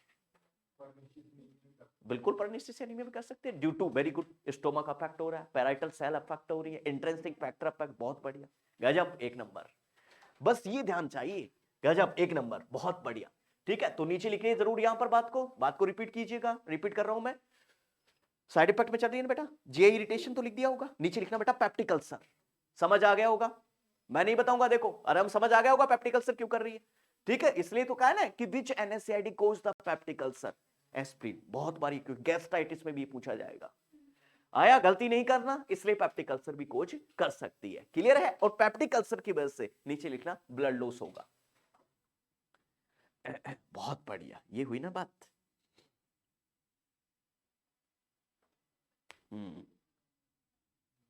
बहुत बढ़िया, आया, नीचे लिखना एस्प्रिन का बाद में दूसरा, ये तो नॉर्मल साइड इफेक्ट हो गया, नीचे लिखना दूसरा एडवर्स इफेक्ट में बढ़ रहे हैं, ये तो नॉर्मल साइड इफेक्ट है एस्प्रिन के, अब लिखो एडवर्स इफेक्ट। एडवर्स इफेक्ट में सबसे पहले लिखना है hyper sensitivity, hyper sensitivity, hyper sensitivity, yes, hyper HS, hyper sensitivity, और उसकी वजह से साइन क्या आ सकता है, याद रखना, इचिंग, अर्टिकेरिया, अर्टिकेरिया पर इचिंग हो सकती है, तो नीचे लिखना इचिंग, यस बेटा, इचिंग, बहुत बढ़िया, इचिंग बेटा, देन राइनोरिया आ सकता है, राइनोरिया बेटा, हाइपर सेंसिटिविटी कर सकती है, उसकी वजह से राइनोरिया आ सकता है, आया।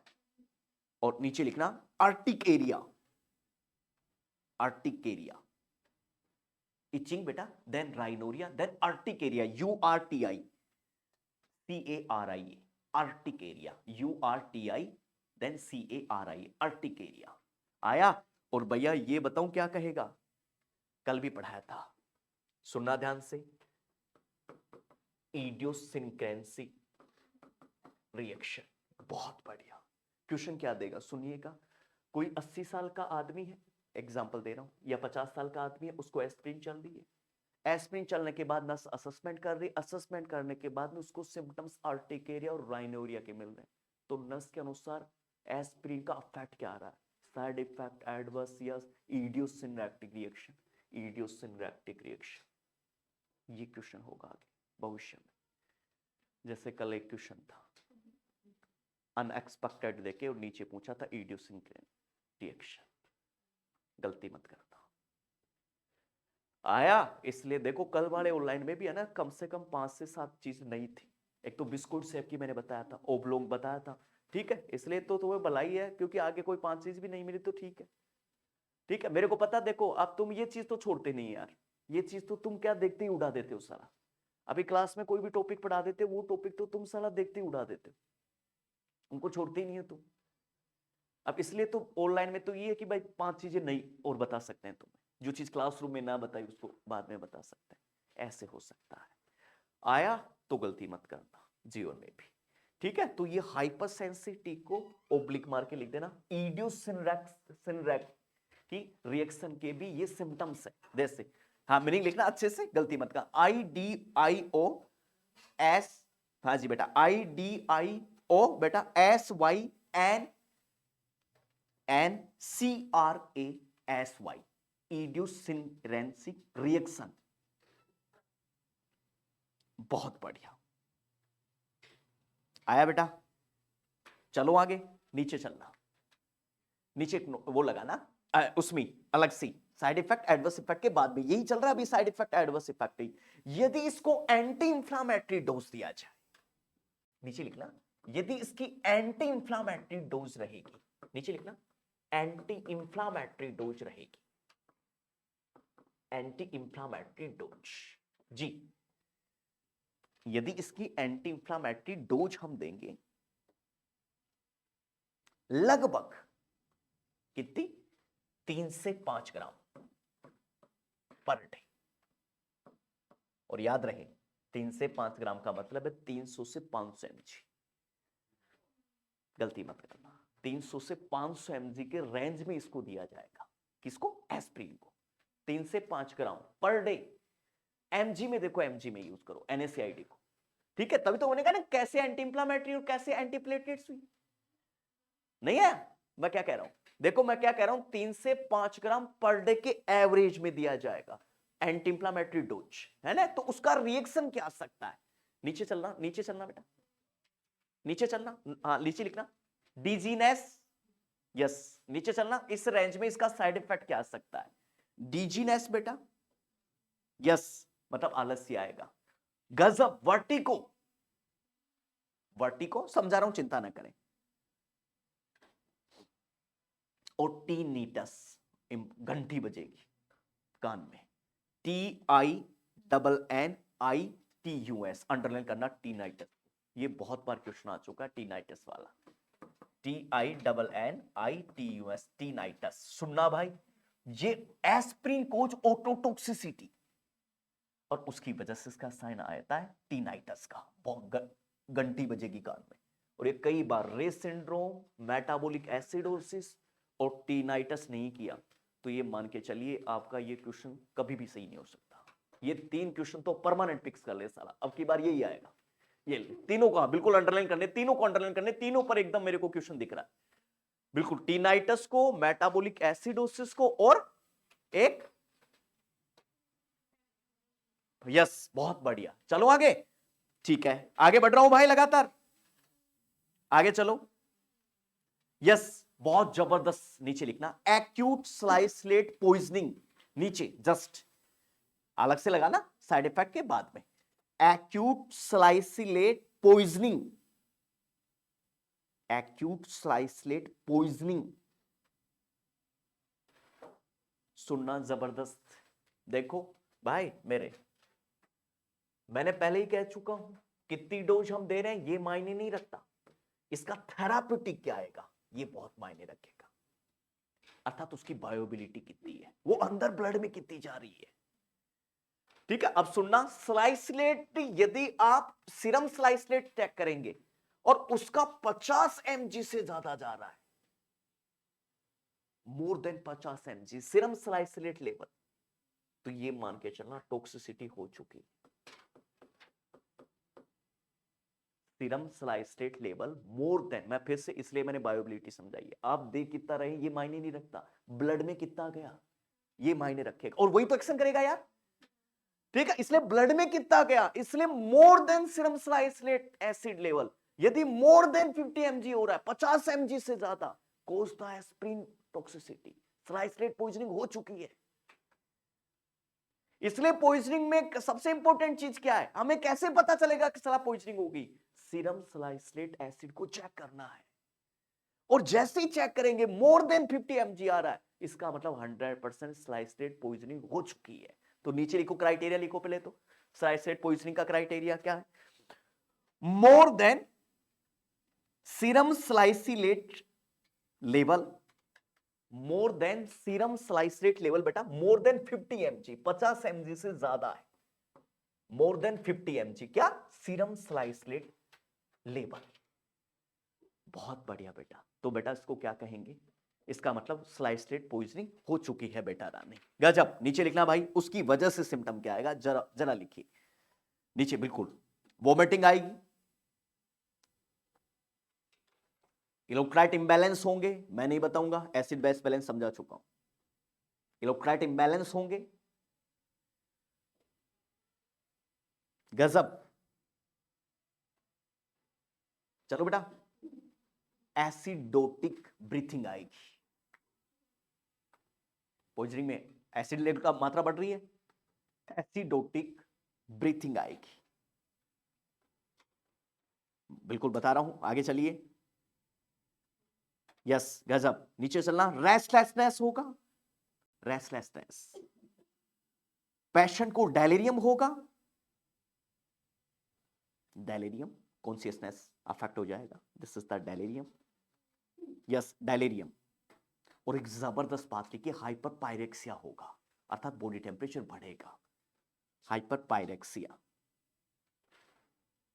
एक नंबर। सुनिए सर ये क्यों पढ़ाया, देखो इधर देखो बेटा, जीआईटी में जाएगा, स्टोमक या इंटेस्टाइन में एब्जॉर्प्शन हो रही है ड्रग, वहां से सीधी ब्लड में जाएगी, और ब्लड में जाकर जहां भी इसको काम करना है वहां टिश्यू के पास डिस्ट्रीब्यूशन हो रही है, सामान्य।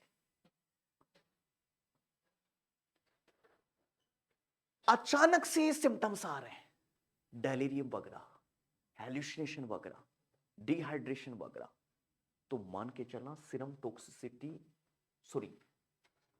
टॉक्सिसिटी इंक्रीज हो गई है, स्लाइसलेट पॉइजनिंग है, ये केस स्लाइसलेट पॉइजनिंग का है। इसलिए मैं 3 क्वेश्चन बता रहा हूं मित्रों, आम आदमी मात खा जाएगा इसमें, आम स्टूडेंट, पर तुम मात नहीं खाओगे। एडवर्स इफेक्ट देके पूछे तो मात नहीं खाना, सिम्टम देके पूछेगा कौन सा इफेक्ट है, इडियोसिनरेक्सिक रिएक्शन पूछेगा सिम्टम देके तो मात नहीं खाना, और सिम्टम देके पॉइजनिंग पूछेगा, कभी भी पॉइजनिंग देके सिम्टम नहीं पूछेगा। एग्जामिन हमेशा उठा सकता, क्योंकि पॉइजनिंग देके पूछेगा तो बच्चे को हमेशा सिम्टम याद है, और इसलिए सिम्टम्स देके नीचे आपको इंबैलेंस कर देगा पूरी तरह, side effect, adverse effect, toxicity, poisoning, ऐसा पूरा इंबैलेंस कर देगा। तो आपको याद रखना है कि यदि सिम्टम हैलुसिनेशन के, डेलीरियम के, डिहाइड्रेशन के, इलेक्ट्रोलाइट इंबैलेंस के सिम्टम है, तो मान के चलना ये क्या है बेटा, सीरम टॉक्सिसिटी है, इसका मतलब सीरम स्लाइसलेट लेवल बढ़ रहा है मोर देन 50 mg, इसका मतलब स्लाइसलेट पॉइजनिंग है। गलती मत करना, मैं फिर से कह रहा हूं, ना समझ आए तो दोबारा पूछ लेना। आया क्लियर, ओके, अब चलो आगे, नीचे लिखना ट्रीटमेंट, इसका ट्रीटमेंट में क्या देंगे, स्लाइसलेट पॉइजनिंग का, no aspirin, salicylate poisoning, yes no aspirin but salicylate poisoning, लिखना नीचे। आईवी फ्लूइड, मैंने कहा था किसी भी ड्रग की पॉइजनिंग बढ़ रही है तो उसको फ्लूइड दो, क्योंकि बाहर एक्सीड करना है, ठीक है, यस आईवी फ्लूइड, गजा बेटा सी। और साथ के साथ एक नंबर बात और लिख दी, हीमोडायलासिस, हीमोडायलासिस, इसका मतलब किडनी अनेबल है तो हीमोडायलासिस कीजिए। देन सबसे इंपॉर्टेंट बात, गजब, बायोकार्बोनेट, और अब तुम्हारा क्लियर होगा कंसेप्ट, बायोकार्बोनेट, और नीचे लिखना, और 4 नंबर पर ग्लूकोज, बता रहा हूं बिल्कुल चिंता ना करें, ग्लूकोज, और next sodium due to dehydration, sodium. चलो अब देखना आनंद आएगा। अब आपका ख्याल यह आ रहा होगा कि सर एस्प्रिन तो हाइपरग्लाइसीमिया कर रही है, तो ये ग्लूकोज क्यों दे रहे हैं, आम आदमी भी यही समझेगा। अब सुनना, मैं पढ़ा रहा हूं पॉइजनिंग, वो पढ़ा रहा था मैं अफेक्ट। देखो पॉइजनिंग में क्या हुआ, पॉइजनिंग की कंडीशन में मैक्सिमम टिश्यू से डैमेज की कंडीशन है, और एक्सेसिव डिमांड कर रहे हैं। भूखा आदमी करेगा क्या, चिल्लाएगा साला, और एक्सेसिव डिमांड की वजह से पूरी नहीं हो रही, इसलिए टिश्यू को बचाना है तो ग्लूकोज प्लस आप उसको फ्लूइड दीजिए, क्योंकि बॉडी नहीं बना रही, अब बाहर से आपको सप्लीमेंट्री देना। इसलिए SCO3 तो मेटाबॉलिक एसिडोसिस को डिमांड ज्यादा बढ़ रही है, और टिश्यू एनर्जी हो बेटा, इसकी वजह से आपको ग्लूकोज देना। और डायलिसिस का, आईवी फ्लूइड का कई दिनों से मैं रेसल देता, दोनों का। जिस दिन मैं पहले दिन फार्मा पढ़ा रहा था, मुझे आप भी याद, 10 दिन पहले, तो भी मैं खूब रेसल दे रहा था इनका। और मैंने पहले कहा था कि ये चीजें आगे आएंगी, ये परेशान करेंगी तुमको, ठीक है, तुम्ही का कंसेप्ट तुम्हें ही मारेगा। आया, ठीक है, लेकिन अब 1 बाय 1 चल रहे हैं तो कोई डाउट नहीं होना चाहिए। चलो बेटा नीचे लिखिए कॉन्ट्राइंडिकेशन, कौन एस्प्रिन, हाँ एक एक लाइन। बहुत नहीं नहीं, देखो टॉक्सिसिटी हो गई बेटा, यहाँ पॉइजनिंग हो गया, नॉर्मल कंडीशन में बना रही थी बॉडी, यहाँ पॉइजनिंग का केस, पॉइजनिंग के केसेस में क्या हुआ, बॉडी के टिश्यू बीमार है, लाचार हो गए बॉडी के। हाँ हाँ हाँ हाँ बिल्कुल, तो लाचार है बेटा, हाँ बिल्कुल, जहां चाहिए बात पूछ ही नहीं पा रहा, और टिश्यू लाचार हो चुके हैं। टॉक्सिसिटी में देखो, तभी तो टॉक्सिसिटी हुई है, टिश्यू डैमेजिंग की स्टडी है बेटा, ठीक है। इसकी बात देखो, नॉर्मल में, नॉर्मल एडवर्स इफेक्ट में टिश्यू मर नहीं रहे, बट टॉक्सिसिटी में मर जाएंगे बेटा टिश्यू, और टिश्यू एनर्जी खुद भी तो नहीं बना रहे अपनी, इसलिए उनको बाहर से ही देना पड़ेगा हमें ग्लूकोज, इसलिए मैं ग्लूकोज प्लस SCO3 देना। क्लियर है ना बेटा, ईमानदारी से बताओ, आ गया, ठीक है। देखो एक एक लाइन को क्लियर, लाइन बाय लाइन चल रहा हूं मैं एकदम आराम से। हेडिंग डालना लास्ट, कॉन्ट्राइंडिकेशन, कॉन्ट्राइंडिकेशन बेटा, बहुत बढ़िया, कॉन्ट्रा इंडिकेशन अंडरलाइन करते हुए, बिल्कुल आपको अवॉइड का क्वेश्चन हट जाएगा, कौन सी कंडीशन में एस्पिरिन अवॉइड करें, ये ऑप्शन हमेशा के लिए आज हट जाएगा, ठीक है। यूजेस का भी हट जाएगा, टॉक्सिसिटी और पॉइजनिंग का भी हट जाएगा, और उनके ट्रीटमेंट का भी हट जाएगा, दूसरी बात उनके अफेक्ट का भी हट जाएगा हमेशा के लिए, ठीक है। इसलिए नीचे लिखो कॉन्ट्राइंडिकेशन, कॉन्ट्राइंडिकेशन में एक एक बात लिखना सबसे पहले, यस, एस्पिरिन कॉन्ट्राइंडिकेशन लिखना सबसे पहले, पेप्टिक अल्सर, मैं नहीं बताऊंगा आपको, खुद खुद ब खुद अपने आप पता लग गया, पेप्टिक अल्सर, क्योंकि मैंने इतने अच्छे सिद्धांत आप लोगों को दे दिए। नीचे लिखना ब्लीडिंग टेंडेंसी, मैं नहीं बताऊंगा, खुद ना खुद अपने अपने आप बढ़ते गए, peptic ulcer, bleeding tendency, yes, और गजब, रेस सिंड्रोम, बताता हूं, बिल्कुल चिंता न करें, रेस सिंड्रोम पे, बहुत बढ़िया। आगे बढ़ते जाओ, पहले कॉन्ट्राइंडिकेशन पूरा लिख लो, फिर मैं समझाने का ही काम रहेगा, ठीक है। यस, नीचे चलना बेटा, लीवर डिजीज में, स्पेशल क्रोनिक लीवर डिजीज में, नीचे क्रोनिक लीवर डिजीज में, हाँ लिखते रहिए बिल्कुल, क्रोनिक लीवर डिजीज में, और एक जबरदस्त डायबिटिक में, खुद में खुद अपने आप आता गया, बहुत बढ़िया। चलो, और नीचे लिखना बेटा, एस नोट लगा के एकदम 4 स्टार देना इसको, aspirin contraindication in during pregnancy,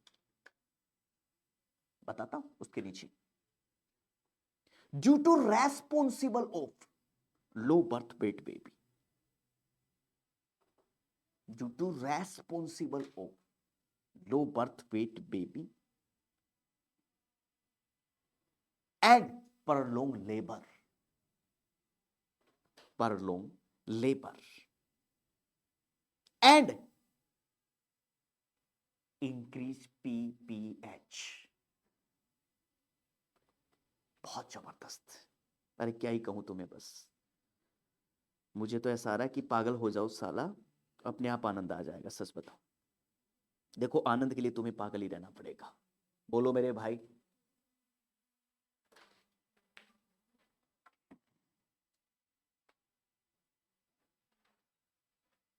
बोलो, आया, नाम बताइए एक एक का, ठीक है। कॉन्ट्राइंडिकेशन में सबसे पहले क्या लिखा, पेप्टिक अल्सर, समझ आ गया होगा, बहुत बढ़िया। ब्लीडिंग टेंडेंसी लिखी होगी, बहुत बढ़िया, ये भी समझ आ गया हो। और मैंने पहले कहा था what is meaning of Reye's syndrome, उसके सामने लिखो पहले तो, liver and brain tissue damage, उसमें लिखना बेटा Reye's syndrome, brain and liver tissue damage, brain and liver tissue damage, पहले कहा था मैंने, एस्पिरिन की टॉक्सिसिटी बढ़ेगी तो लीवर और ब्रेन की टिश्यू डैमेज हो सकते हैं, ठीक है, और पहले से है तो आपको ये ड्रग नहीं देना। ओके ठीक है, नेक्स्ट बताइए। डायबिटीज लिखा चुका हूं, समझाया था पहले ही मैंने, मेरे को आवाज था इसलिए मैंने कंसर्ट वहीं अच्छा मारा था, जबरदस्त। और बिल्कुल बिल्कुल लीवर डिजीज में नहीं देना आपको, लीवर डिजीज में ब्लीडिंग के खतरे और ज्यादा है। क्यों? क्योंकि भाई fibrinogen very good release by the liver, और इसलिए लीवर डैमेज है तो फिब्रिनोजन नहीं आएगा, इसकी वजह से वहां पर और क्लोटिंग की समस्या बढ़ेगी, इसका मतलब ब्लीडिंग और बढ़ेगी, और एस्पिरिन देने से ब्लीडिंग और बढ़ रही है। बहुत बढ़िया, इसलिए क्रोनिक लीवर डिजीज में भी। और बेटा जी प्रेगनेंसी, यस समझ आता है पीपीएच का तो भाई ब्लड लॉस करेगा, लेकिन समझ नहीं आता लो बर्थ वेट बेबी का, ये कैसे आया? तुमने क्या आइडिया लगा इसका? लो बर्थ वेट बेबी कैसे कर सकती है एस्पिरिन नॉर्मली? बहुत बढ़िया, सुनिएगा sir, aspirin increase carbohydrate metabolism and delay protein metabolism and growth and development are responsible the protein। चोट मारो साला ऐसा आया, ठीक है। देन लोग और प्रोलोंग लेबर का समझ नहीं आया, लेबर का टाइम बढ़ा देगा ये कुछ अलग ही अटका है। सुनना ध्यान से, अब देखना पोस्ट, अब देखना हमने पीजी को बंद किया था, और पीजी बंद होने का मतलब जानती है क्या? डायलेशन को बंद किया हमने। लेकिन अब मेरी बात सुनना, यहां पर रिसेप्टर अलग काम करेंगे, इसलिए मीजोप्रोस्टोल यहां पर कुछ अलग काम कर रही है कॉन्ट्रैक्शन का, जो लेबर में दे रहे हैं, और वैसे मीजोप्रोस्ट वैसे पीजी का तो काम वेजो डायलेशन का है, इसलिए ये वेजो कॉन्स्ट्रक्शन करेगी कहां? ब्लड वेसल्स में, लेकिन यहां पर कर देगी डायलेशन, डायलेशन को बढ़ाती, कॉन्ट्रैक्शन को नहीं। आपकी एस्पिरिन डायलेट कर देगी, बताऊं क्यों? यूट्रस पर अलग पीजी के रिसेप्टर काम करेंगे, पीजी के भी अलग अलग टाइप है, PG1 PG2 PG alpha 1 PG alpha 2, इसलिए ये यूट्रस के कॉन्ट्रैक्शन को ना बढ़ा के डायलेशन कर देगी, और डायलेशन करने पर जो लेबर का टाइम है वो बढ़ जाएगा, प्रॉन्ग हो जाएगा। देखो ओबीजी का मुझे भी ज्यादा एक्सेप्ट का पता नहीं है, आपको सच बताओ बट ये चीज डाउट में रखकर ओबीजी वाले सर आए ना, तुमको जरूर पूछ लेना, ठीक है। देखो ओबीजी का मुझे भी ज्यादा नॉलेज नहीं है ठीक है, इसलिए तो महिला परेशान है मुझसे। ओबीजी का मैंने ओबीजी नहीं पढ़ाया जाता मुझसे, और न मैं पढ़ता और न मैं पढ़ाता, मेरे को रेसल की चीजें पढ़ाने में आनंद आता है, न तो मैं पढ़ता, न मैं किसी से सीखता, और न मैं पढ़ाता ठीक है। देखो दुनिया की एक ही चीज है जो मैं नहीं पढ़ाता, वो ओबीजी नहीं पढ़ाता, ठीक है। और उसकी पीछे वजह है, वजह यही है क्योंकि तुम लोग सारे ऐसे ही हो ओबीजी पढ़ने वाले, तो फिर मैं क्यों पढ़ाऊंगा, ठीक है। कहने का मतलब तुमने सबने अच्छे से ओबीजी पढ़ रखी, तुम सबसे अच्छे टीचर तुम ही हो, तो फिर मैं क्यों पढ़ाऊंगा, ठीक है। देखो ओबीजी का नाम लेते हैं, हंस रहा है पीछे, पागल है, दिल तो बच्चा है जी, क्या ही कर ले। अच्छा नीचे चलिए बेटा, यूजेस लिखी लास्ट, यूज क्या है एस्पिरिन का, मतलब कहां कहां हम यूज कर सकते हैं, नीचे लिखना भाई, कहां कहां यूज करोगे? बैक पेन, पीछे दर्द हो रहा है जी, जॉइंट पेन, जॉइंट में पेन है जी, यस वहां पर एस्पिरिन दे सकते हो आप, यस। नीचे लिखना बेटा, एंटीपायरेटिक्स में, समझ आ गया, ये बात न भी लिखो तो कोई टेंशन नहीं। और जबरदस्त एक्यूट रूमेटिक फीवर, हाँ जो नहीं लिखा वो बात लिखो, एक्यूट रूमेटिक फीवर आ गया बेटा, ठीक है। और नीचे चलना बेटा, rheumatoid arthritis, drug of choice नहीं है, यूज कर सकते हैं, रूमेटोइड आर्थराइटिस, समझ आ गया होगा इंफ्लेमेशन में, ठीक है। नीचे लिखना बेटा, ओस्टियो आर्थराइटिस, ओस्टियो आर्थराइटिस, गजब, ये है बेटा यूजेस ऑफ एस्पिरिन। ये देखो साला अब जाके पूरा 1.25 घंटा लगा दिया एस्प्रिन एस्प्रिन, एक ड्रग लगाया साला, अब तो देखो कई ड्रग बाकी आया, बट डाउट एक नहीं छोड़ा ईमानदारी से साला। अब तो ये आप हंस लीजिए खूब निगाह आराम से, ठीक है, बेसिक समय लग गया होगा बट डाउट एक नहीं छोड़ा, डाउट खत्म कर दिया हमेशा के लिए। आया, ठीक है, देखो टाइम तो लगा होगा, ये बात मैं भी मानता हूं है, हाँ, लेकिन आपको कभी दिक्कत नहीं आएगी। हाँ जी बेटा, क्या बेटा सुन लो, एसिडोट ब्रीथिंग क्यों आई? देखो बेटा, एक्सेसिव पॉइजनिंग के कंडीशन में सलाइसिलिक एसिड बढ़ रहा है और उसकी वजह से बॉडी में एसिडोसिस की मात्रा ज्यादा बढ़ रही है और उसकी वजह से एसिडोट ब्रीथिंग आई है। जैसे आपका कुस्माल रेस्पिरेशन आता है डीके में, डायबिटिक कीटो एसिडोसिस में, इसकी वजह से एसीटोन ब्रीथिंग है बेटा यहाँ, ठीक है, ड्यू टू है।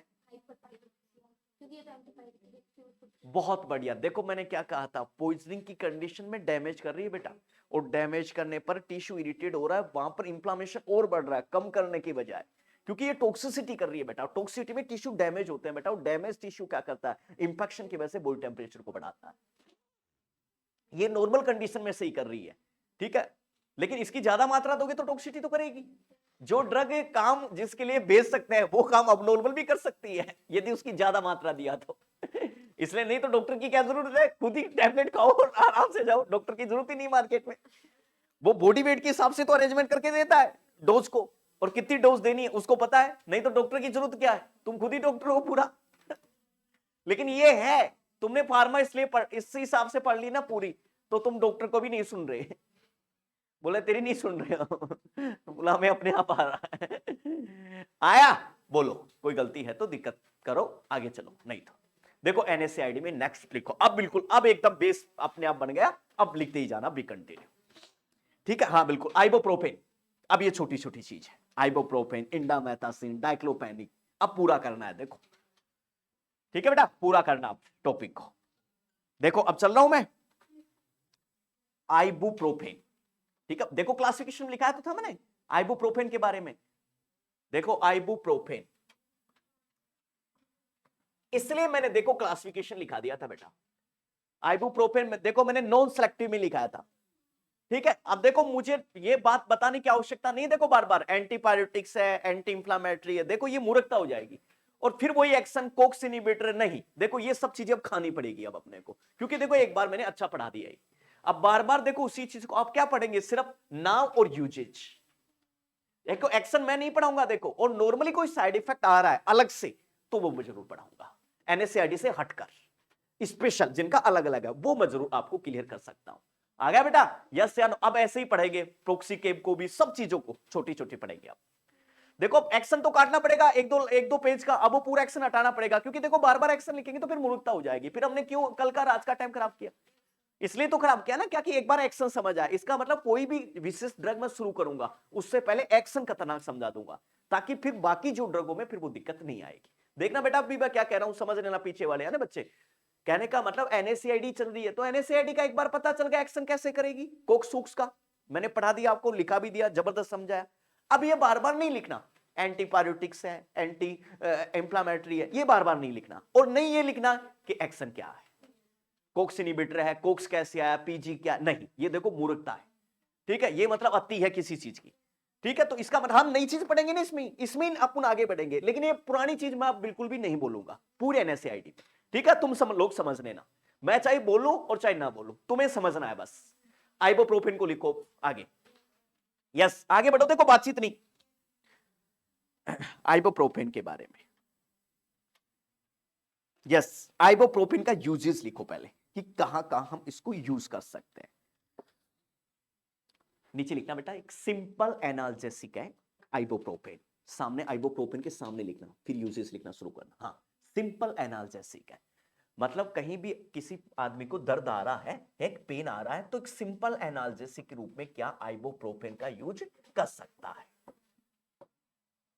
आइबोप्रोफेन यूज कर लो, आ गया बेटा, चलो यूजेस लिखना, आप यूजेस में आओ, सबसे पहले यूजेस में लिखना है आपको, यस डिस अमनोरिया, यदि डिसअमनोरिया का समझ रहे ड्यूरिंग द मेंस्ट्रुएशन, आपका क्या नाम है, पेन है, बहुत बड़े, उस वक्त मोस्ट इफेक्टिव ये ड्रग है आइबुप्रोफेन।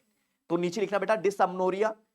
चलो बेटा ठीक है, ओके, हाँ जी, नीचे चलो आगे। उसके बाद में रूमेटॉइड आर्थराइटिस में उसका उपयोग किया जा सकता है, रूमेटॉइड आर्थराइटिस, यस। ओस्टियोआर्थराइटिस में भी बेटा इसका उपयोग हम कर सकते हैं, यस। और नीचे लिखना बेटा अलग से और uses, soft tissue injury, soft tissue की इंजरी होती है तब उसमें दर्द हो रहा है तो आइबुप्रोफेन को दे दीजिए आप, सॉफ्ट टिश्यू इंजरी। चलो बेटा ठीक है, और नीचे लिखना सिंपल फ्रैक्चर में भी हम आइबुप्रोफेन का उपयोग कर सकते हैं, सिंपल फ्रैक्चर में भी, क्योंकि नॉर्मल स्वेलिंग वुलिंग को दबाना है तो आइबुप्रोफेन ही दबा देगी, क्योंकि एंटी इंफ्लेमेटरी तो नेचर है इसका। आया, देखो अब ध्यान से एक एक चीज है, स्पेशल डिसअम्नोरिया को अंडरलाइन कर लीजिए, मोर इफेक्टिव ही, यस। बाकी तो यूजेस है, सिंपल एनालिसिस के तो यूज कर सकते हैं, मोर इफेक्टिव है बेटा आइबुप्रोफेन, यस। अब देखो याद नीचे लिखना, एडवर्स इफेक्ट लिखना शुरू करो इसके, क्या क्या एडवर्स इफेक्ट आ सकते हैं, यस, बहुत बढ़िया बेटा। गैस्ट्रिक डिस्कंफर्ट कर सकती है, नोजिया और वोमिटिंग कर सकती है, बिल्कुल, तो आइबुप्रोफेन के नीचे नीचे लिख दीजिए नोजिया एंड वोमिटिंग कर सकती है। मैं नहीं बताऊंगा बेटा, देखो side effect, sorry normally side effect नहीं, नॉर्मली साइड इफेक्ट है ना, बहुत बढ़िया। अब देखो मैं नहीं बताऊंगा बेटा, ये तुम्हें पता चल गया होगा, बहुत बढ़िया। एडवर्स इफेक्ट भी लिख दीजिए एक दो, ठीक है। अडेक कर सकती, सिर दर्द हो सकता है, बताता हूं कैसे अटैक कर सकती है, चिंता क्यों कर रहे हो। डीजीनेस कर सकती है, डीजीनेस, डीजीनेस, आलसी आदमी में आना, है ना। और नीचे लिखना टीनाइटस कर सकती है, बहुत कम, रेयर। अब तुम्हारे मस्तिष्क में एक चीज है, सर जो ड्रग है अडेक के लिए, सिर दर्द के लिए दे रहे हैं, वही कैसे सिर दर्द कर देगी साला, ये तो काम खराब हो जाएगा। जो ड्रग सिर दर्द के लिए दे रहे, देखो मैंने आपको क्या बताया, इसकी एक पीछे की वजह और एक पीछे की वजह कि ये जो NSAID वगैरह ये एसिडोसिस को बढ़ाती है और ये गैस्ट्रिक इरिटेट करती है, तो ये नर्व स्टिमुलेट करती है और उसकी वजह से ये पेन है वो नर्व स्टिमुलेटिंग पेन है, इसकी वजह से अडे करेगी, इंफ्लामेटरी पेन नहीं है, ठीक है। इंफ्लामेटरी पेन को ये दबाती है बट नर्व स्टिमुलेटिंग पेन को ये नहीं दबा पाएगी, वो ओपोज दबाती है बेटा, ये नहीं दबा पाएगी। आया, तो normal nerve due to nerve stimulating की वजह से ये पेन आ सकता है, ये है आपकी आइबुप्रोफेन। नॉर्मल गलती करोगे अब मैं नहीं बताऊंगा एनाल्जेसिक कैसे है, एंटी इंफ्लेमेटरी कैसी है, कोक्स फर्स्ट क्या है, सेकंड क्या है, ये देखो मूर्खता वाली बात है। आ गया, आगे बढ़ूं, यस, बहुत बढ़िया, यस। तो ये थी तुम्हारी आइबुप्रोफेन। एक सेकंड मुझे थोड़ा सा और दीजिए टाइम। नीचे लिखा इंडामेथासिन, बहुत बढ़िया, कई बार क्वेश्चन आता है इंडामेथासिन का, बहुत बढ़िया, यस, इंडामेथासिन, बिल्कुल बातचीत मत करो, इंडामेथासिन, बहुत बढ़िया। नेक्स्ट वही NSAID चल रही है, और आपको एक नॉलेज के लिए बता दो, इंडामेथासिन पीडी में भी यूज करते हैं, पैटर्न डक्ट आर्टरिटिस में। क्या बेटा, आइबुप्रोफेन का देखो, आइबुप्रोफेन का, और ये देखो डोज तुम याद करो ना, तो एक मेरी बात मानो, पूरी NSAID का लास्ट में जब पूरी हो जाए ना, तो नाम लिख के सामने डोज लिखो, एक्शन देखो कैसे। अब देखो फार्मा याद करने का तरीका बता देता हूं तुम्हें कैसे।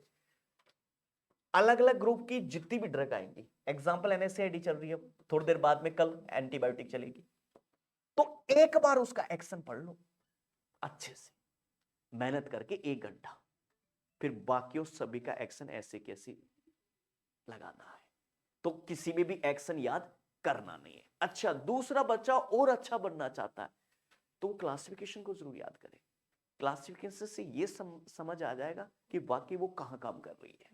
एंटीबायोटिक का भी क्लासिफिकेशन आ गया, ड्रग फॉर रेस्पिरेटरी के भी क्लासिफिकेशन आएंगे, ड्रग फॉर रीनल के भी क्लासिफिकेशन, तो किस क्लासिफिकेशन की ड्रग है, मतलब फार्मा में सबसे ज्यादा जिस बंदे ने क्लासिफिकेशन याद कर लिया ना, उस बंदे को एक्शन में प्रॉब्लम नहीं आती। इसलिए एक्शन को एक सिंगल टाइम पढ़ो, एक बार मेहनत करके अच्छे से, जैसे अभी मैंने पढ़ा। अब एक्शन आने का मतलब क्या हुआ, ड्रग का कोई भी ड्रग हो उस कैटेगरी की, उसका एक्शन नहीं पढ़ना दोबारा। जैसे अब एस्पिरिन आई हो, एंडाई हो, आइबुप्रोफेन, डाइक्लो, कोई भी आई हो, एक्शन सिंगल टाइम पढ़ लिया ना आपने, तो उसको दोबारा नहीं पढ़ना, ठीक है। अब सुनना ध्यान से, इधर देखो, और उस ड्रग का कुछ कॉमन वर्ड याद रख के चलिएगा कि यार न्यूमोस्लाइड है, आइबुप्रोफेन है, इंडामेथासिन है, एस्प्रिन है, डाइक्लो है, ये NSAID है। मतलब लगभग 4-5 ड्रग याद हो, पूरी नहीं हो, कोई मैं नहीं कहता पूरी याद करो, पूरी कोई याद भी नहीं होती किसी को, और नहीं वो फालतू की वो रटना है, ठीक है, और रटना है नहीं, आपको पता अपनी क्लास में, ठीक है। तो 4-5 उस ड्रग की कैटेगरी याद कर लो। अच्छा, जिस बंदे को अच्छा सा एक्शन समझ आ गया, लगभग वो बंदा साइड इफेक्ट को क्रॉस कर देगा एक्शन समझने पर। देखो क्रॉस नहीं किया आपने अभी, GIT इरिटेशन ब्लड का नहीं किया क्रॉस, किससे किया? एक्शन से किया आपने। एक्शन न समझ आया तो कैसे कर पाते आप? ठीक है, अभी क्रॉस मेटाबॉलिक एसिडोसिस को नहीं किया, क्रॉस किया। अब लास्ट में क्या करना है, जैसे ड्रग खत्म होने के कंगार पर हो, तो लास्ट में एक पेज खाली रखो और तुम क्या करो, मैं तो लिखा दूंगा यहां, लास्ट में जाकर तुम उसकी एवरेज डोज लिख लो, वो आपका काम तमाम हो जाएगा। अब उसमें क्या करना है, जब ये देखो नॉर्मल तो याद नहीं रहेगी, जब एग्जाम का टाइम हो तब उसको देखकर चले जाओ।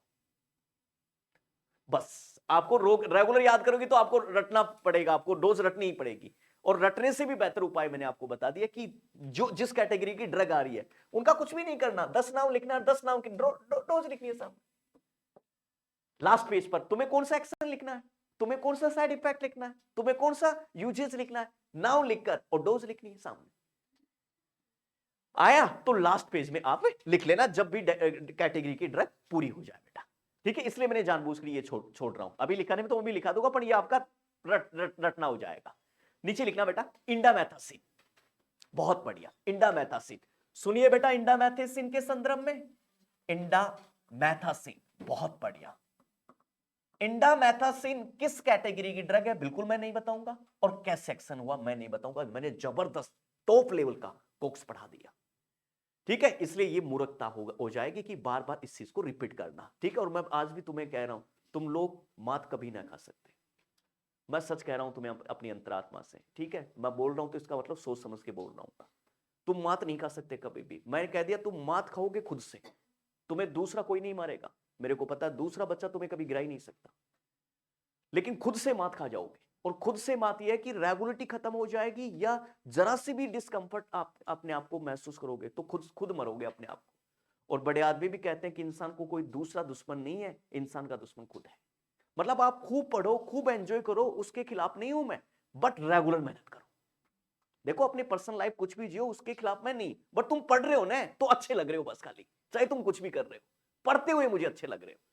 और सच कह रहा हूं ईमानदारी से, दुनिया में कई जगह मैंने पढ़ाया है, 8-9 राज्य में, मैं तुम्हें सच कह रहा हूं ईमानदारी से, तुम्हारा जैसा कोई नहीं है। बट तुम्हें एक ही गलती मारेगी, मैं तुम्हें खुले मुंह पर बोल रहा हूं, एक ही गलती, तुम्हारी गलती मारेगी बस। हाँ, तुम्हारी लापरवाही, जैसे एक दिन तुम नहीं आ रहे हो, दूसरे दिन गायब हो गए, तीसरे दिन पता कहीं कहां गए, वो गलती। अरे जाना ही है तो 1:30 बजे के बाद में क्यों नहीं, अभी देखो छुट्टी में जाके आया वो, और देखो छुट्टी खत्म हुई तुरंत आ गया, अचानक से आ गया नहीं। यस यार, जाना छुट्टी में जाओ, 1:30 बजे के बाद में जाओ। कहां जा रहे हो तुम, मेरे को बता के जाओ ताकि मैं भी देखूं तुम कहां जा रहे हो। यस ठीक है। अभी देखो छुट्टी में मोहित सर कहां जाके आए, चंडीगढ़ जाके आए, और ये भी देखना चंडीगढ़ के बाद बदल गए भाई, कटिंग कराना और दाढ़ी उड़ी सब एकदम पूरा एकदम बदल गया आदमी। यस है ना, ठीक है। और हाँ, ये भी कट अपना, ये कट कौन लगाता है भाई, प्रेमी लगाता है, प्रेमी।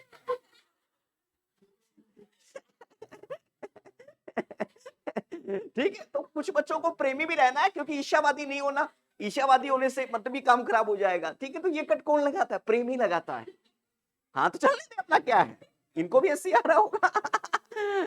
ठीक, अपना क्या ले रहे हैं, ठीक है, यस या नो, ठीक है। तो ये जो अभी देखना, इसलिए तो तुम चंडीगढ़ जाते ही बदल जाते हो। मेरे मन में भी ख्याल आता है, हाँ मेरे मन में भी ख्याल आ रहा है, अभी छुट्टी होगा ना स्पेशल, तो मैं 2 दिन स्पेशल चंडीगढ़ जाऊंगा, उधर क्या है ऐसा है बताऊंगा, पैथोलॉजी आके बताऊंगा। एक चंडीगढ़ क्या है, जैसे मुझे पत्नी टॉप पर दिखाई दिया कि वहां क्या है, लोग क्यों जाते हैं, ठीक है। तो खुराक पानी के लिए अपना कोई टेंशन नहीं हुआ, कोई देखने वाला ही नहीं है सर,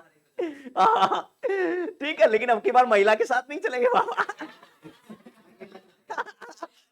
महिला के साथ ऐसी जगह जाना ही नहीं, वैसी जगह जाना है जहां मेले में जा रहे हैं, बाबा जी के दूध देने जा रहे हैं, मंदिर में जा रहे हैं, ऐसी जगह जाऊंगा भाई।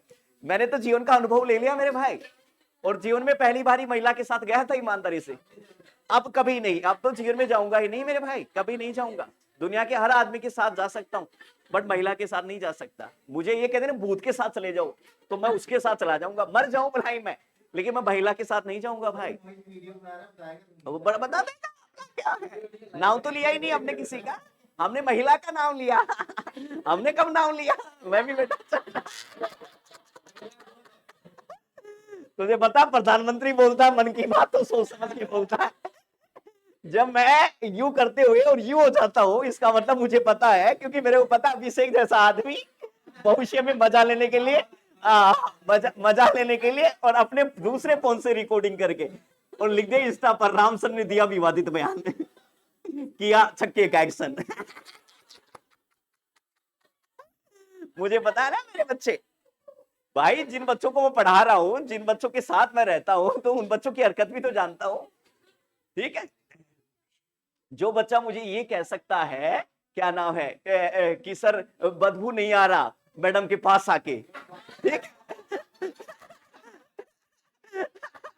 तो इसका मतलब आप ये देखो, ठीक है, काम खराब हो सकता है, इसका मतलब भविष्य में है।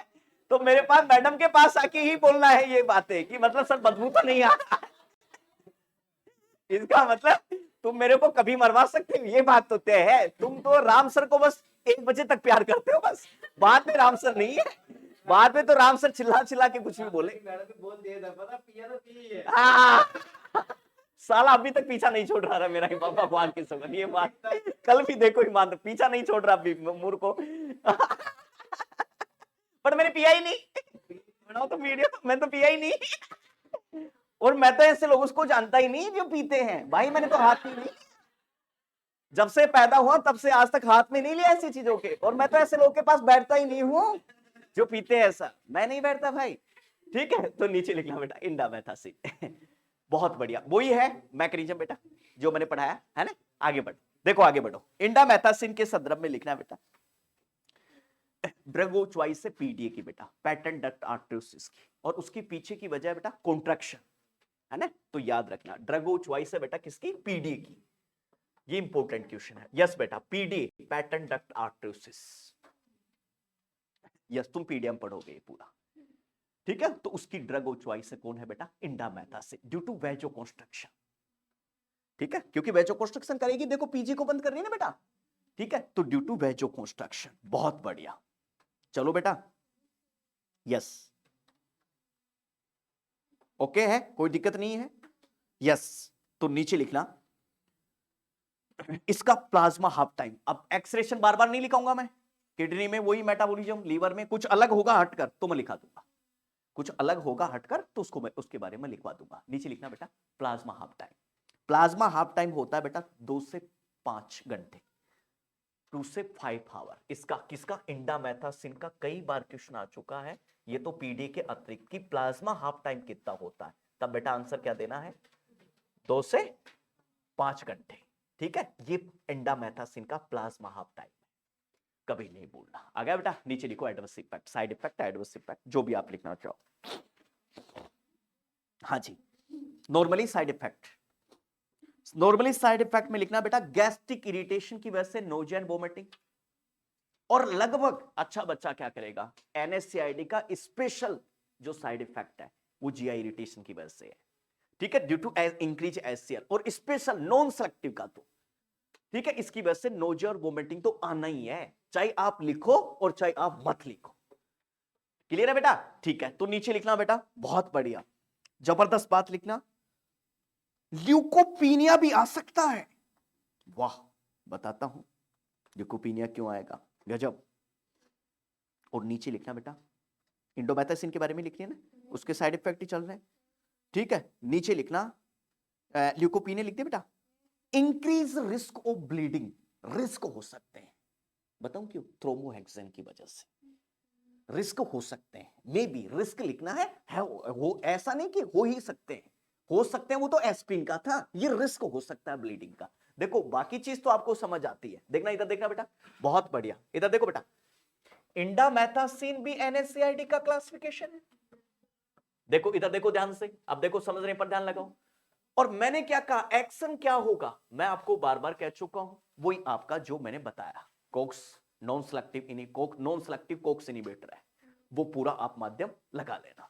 ठीक है, काम की बात करो, काम की बात क्या है ये जरूर याद करना और इसको अंडरलाइन करना, पैटर्न डक्ट आर्टरियोसिस की ड्रग ऑफ चॉइस है इंडामेथासिन। और ड्यू टू कॉन्ट्रैक्शन, कॉन्ट्रैक्शन की वजह से उसका जो स्पेस है उसको भर देगी, बहुत बढ़िया कम कर देगी। आया? यस। फिर मैंने क्या बोला, एक सबसे शानदार चीज मैंने बोली कि चाहे आप पढ़ो चाहे ना पढ़ो, नोजिया वोमिटिंग तो हर एक साइड इफेक्ट है, स्पेशल एनएसएआईडी का, और वजह साफ है एचसीएल की वजह से। ठीक है, सबसे एक चीज इंपॉर्टेंट बताई, ल्यूकोपीनिया। देखो बेटा जी, ल्यूकोपीनिया का मतलब है decrease number of WBC, WBC के नंबर कम होना, ये ल्यूकोपीनिया है। और लेस देन 4000 पढ़ाया भी था मैंने ल्यूकोपीनिया में। ल्यूकोपीनिया हमेशा जो इंडिकेशन कर रहा है, इसका मतलब इंफेक्शन है वहां और सीवियर है। और उसके पीछे वजह क्या है, सुनना जबरदस्त आनंद आएगा कि ल्यूकोपीनिया क्यों हो गया। बेटा इधर देखना जबरदस्त, कभी मतलब यदि सर ड्रग की वजह से हाइपर सेंसिटिविटी हो गई तो कहते हैं ना, हमें तो अपनों ने लूटा। यस या नो? ठीक है, हमें तो अपनों ने लूटा, और यहां लूटा किसने? डब्ल्यूबीसी के नंबर बढ़ने की वजह से, इम्यून सिस्टम हाइपर होने की वजह से अपने ही सेल को डिस्ट्रॉय कर रहा है, और अपने ही सेल को डिस्ट्रॉय करने की वजह से अपने ही इम्यूनिटी के नंबर घट रहे हैं, और उसकी वजह से this is the hyper sensitivity की वजह से ल्यूकोपीनिया। नहीं आया? देखो इम्यून सिस्टम बेटा एक्टिव हो जाता है ना, बहुत ज्यादा हाइपर हो जाता है, तो याद रखना वो किसी को नहीं देखता है। ये वैसे ही है जैसे कोई का किसी का बाप दारू पी के अपने ही घर वालों को मारे, तो दूसरा कौन बचा लेगा मेरे भाई? वो ऑटो इम्यून है, और ये हाइपर सेंसिटिविटी हो रहा है। तो नीचे लिखना ल्यूकोपीनिया की पीछे की वजह क्या है? Due to hypersensitivity. बहुत बढ़िया, यस, गजब, एक नंबर। चलो बेटा, ठीक है, बोलो कोई भी दिक्कत है तो नीचे लिखो न्यूमोसाइट। यस, न्यूमोसाइट का, न्यूमोसाइट, ठीक है, वही एनएसएआईडी है। काम कैसे करेगी तुम्हें खुद को पता है, क्लासिफिकेशन में लिखा रहा हूं बाकायदा। ठीक है, बिल्कुल आगे चलते रहिए, काम काम की बात। बहुत बढ़िया, प्लाज्मा हाफ टाइम लिखिए इसका, वही 2 से 5 घंटे plasma half time. Yes, action नहीं बताऊंगा मैं, एंटी इंफ्लेमेटरी है, एनाल्जेसिक है, पता चल गया होगा तुम्हें अपने आप ही। यस,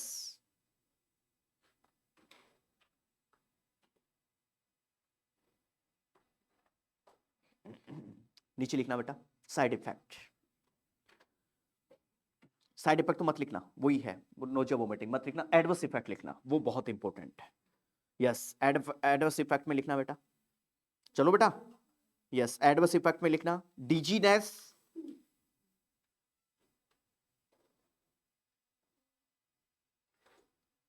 डिजीनेस, और न्यूमोसाइड बीटर टेस्ट दे सकते, कड़वा बीटर टेस्ट, BETTER, बीटर बेटा,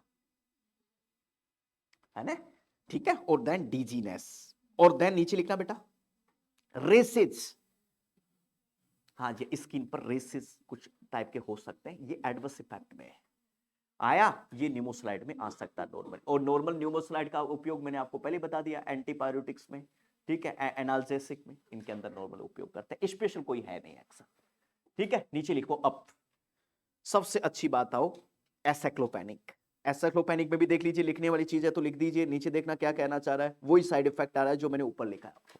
एसाइक्लोपेनिक में वही नोजिया वोमिटिंग आ सकती है, ठीक है, डाइक्लोपेनिक में भी वही नोजिया वोमिटिंग आ सकती है। हाँ, डाइक्लोपेनिक का प्लाज्मा हाफ टाइम कम है थोड़ा, प्लाज्मा हाफ टाइम है सिर्फ 2 घंटे का, डाइक्लोपेनिक का प्लाज्मा हाफ टाइम लिखना बेटा सिर्फ 2 घंटे, प्लाज्मा हाफ टाइम है बेटा 2 घंटे का। बहुत बढ़िया, यस, गजब। अब थोड़ा सा तुम्हें जोर और लगाना है। यस, हेडिंग डालो next, selective Cokes second inhibitor, यहां से थोड़ा जोर और लगाना है, वही पैरा कोक्सी वगैरह, ठीक है, अभी आएंगे ड्रग। नीचे लिखो अब स्पेशल सेलेक्टिव कोक्स इनहिबिटर, हालांकि मैं लिखा चुका हूं वहां पर, ठीक है, इधर देखना सेलेक्टिव कोक्स इनहिबिटर, इनहिबिटर, गाने भी कौन से लगाते हो, जैसे डिस्को वाले। टीचर भी पढ़ाता पढ़ाता नाचने लग जाए एक बात तो, ठीक है, बोला पढ़ाना बंद करो, सिया राम के इनके गाने लगा करो, कोई भगवानों के गाने, एनी टाइम तुम प्यार के मूड में रहते हो। आ गया बेटा, देखो अब जबरदस्त बात है, हल्का सा पीछे जाना है, देखो इधर देखो, सेल मेम्ब्रेन, फॉस्फोऑक्सीडेज, डायरेक्ट चल रहा हूं मैं छोड़कर, क्योंकि मुझे तो कोक्स पर आना है, कोक्स फर्स्ट और सेकंड पर, नॉन सेलेक्टिव तो इन दोनों पर एक्शन कर रही थी, और सेलेक्टिव सिर्फ कोक्स इस सेकंड पर, पेन, फीवर, इंफ्लेमेशन पर। इसलिए बेटा इन ड्रगों के साइड इफेक्ट पेप्टिक अल्सर नहीं होंगे, इस बात को ध्यान रखना। इस बात पर मैंने गौर किया, इसलिए मैंने इसको अति समझाया है बेटा, इससे कोई लेना देना नहीं, इसको इससे लेना देना है। तो ये नहीं कि हर ड्रग में तुम चेप दो, ऊपर की जितनी भी आई वो उनमें चेप सकते हो, बट अब ड्रग चलेगी, वो है NSAID आ रही है, लेकिन यहां कुछ मामला अलग हो जाएगा। आया, देखो एक्शन वही है, एंटी इंफ्लेमेटरी, एंटीपायरेटिक्स, एंटी वही, ठीक है, लेकिन आपको यहां से नहीं घबराना, काम खराब हो जाएगा। नहीं आया, क्या कहना चाह रहा हूं मैं, आ गया? तो स्पेशल लिखो, हेडिंग ही लगाओ ध्यान से, वही हेडिंग लगाओ ना, स्पेशल सेलेक्टिव कोक्स इनहिबिटर, बहुत बढ़िया। हाँ, selective Cokes inhibitor, second special second. चलो आगे, इटोक्सिकोप, सिर्फ लिखो ETORI, इटोरी कोक्सिब, ETORI,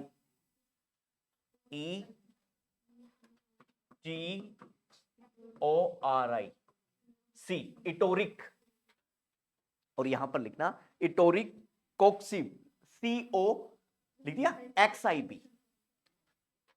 अब याद रखना भाई, ये ड्रग पूछे तो स्पेशल ध्यान रखना इटोक्सिकोप के बारे में, ये सेलेक्टिव कोक्स इनहिबिटर है, सेकंड। इसका एसिल से कोई लेना देना नहीं है, मैं फिर से कह रहा हूं, ठीक है। यहां एसिल वाला मामला बढ़ा दिया तो ये मान लीजिए पूरा क्वेश्चन गलत हो जाएगा। सबसे मेन चीज यहां ध्यान रखने वाली बात ये, ठीक है। तो एक्शन के सामने तो वही लिख दिया, ऊपर ही एक्शन लिख दिया मैंने पहले, तो यहां पर लिखना मूर्खता है, मत लिखना नीचे, एक्शन बिल्कुल भी मत लिखना। यहां पर सबसे अच्छी चीज लिखी जाएगी यूजेज और साइड इफेक्ट, तो नीचे लिखना भाई। हाँ चलो आगे बेटा, यूजेज लिखना, कहां कहां यूज कर सकते हैं इस ड्रग को, बहुत बढ़िया। नीचे चलना भाई, रूमेटॉइड आर्थराइटिस, मुझे नहीं कहना कुछ भी, फीवर, इंफ्लेमेशन, पेन है, ठीक है। रूमेटॉइड आर्थराइटिस RA, नीचे लिखना gouty arthritis GA, osteoarthritis OA। याद करो उस दिन मैंने मस्कुलों में भी ड्रग समझा रहा था, बहुत बढ़िया, क्या बात है, गजब, ठीक है। और आप मुझे इसके बारे में कुछ नहीं कह सकती, मैंने इतनी अच्छी तरीके से आपको करवाया है। नीचे चलिए बेटा, प्लाज्मा हाफ टाइम लिखिए इस ड्रग का, 24 आवर्स है इसका प्लाज्मा हाफ टाइम बेटा, 24 आवर्स है, यस। साइड इफेक्ट लिखो, साइड इफेक्ट लिखना बेटा, हाँ साइड इफेक्ट लिखना, पैडल ईडीमा, ईडीमा, हाँ सी पैडल ईडीमा, नीचे लिखना बेटा pedal oedema, rise in blood pressure, BP को बढ़ा सकती है ड्रग, क्योंकि बेटा ये वेजो कंस्ट्रक्शन करेगी, है ना, यस। ड्राई माउथ, माउथ को ड्राई कर सकती है, बहुत बढ़िया, ड्राई माउथ। अब मुझे आप बिल्कुल नहीं कह सकती, ना मेरे को बता सकती, जबरदस्त बात मैंने वही पढ़ा दिया एक्शन में, आ गया। और मैंने कहा था तुम अपने आप सीख जाओगे आगे, आया बेटा, ठीक है। आगे लिखो, एक ड्रग और लिखो, फिर मैं कुछ कॉमन बात तुम्हारे सामने करता। नीचे लिखो पैराक्सिकोप, PARE,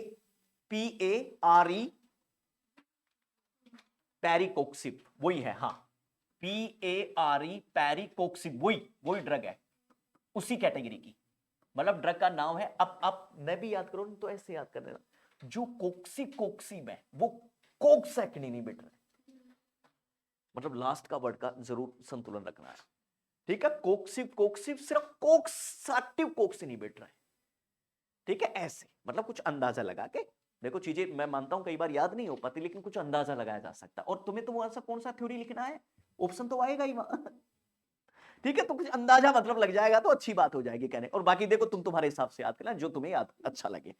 नीचे देखना, मैं वहां पर ये नहीं लिखाऊंगा एकदम ही, क्या करेगी, बाकायदा ऊपर लिखा चुका हूं सिलेक्टिव कोक्स इनहिबिटर है, एनाल्जेसिक है, एंटी इंफ्लेमेटरी है, तो इसकी वजह से मैं आपको बिल्कुल भी यहां पर नहीं लिखाऊंगा, सिर्फ नाम लिखा सकता हूं। और ये कब यूज कर सकते हैं, नीचे लिखना, शॉर्ट टर्म पेन में यूज कर सकते हैं। छोटे पेन आते हैं ना, छोटा छोटा हड्डियों में, जॉइंटों में, तो शॉर्ट टर्म पेन होता है, तब अपन ये ड्रग यूज कर सकते हैं। यूजेस के सामने लिखना बेटा शॉर्ट टर्म पेन में, यस, हाँ जी, शॉर्ट टर्म पेन के अंदर हम यूज कर सकते हैं सर इसको, बाकी नहीं। नहीं, एक सेकेंड, अब बोलो भाई।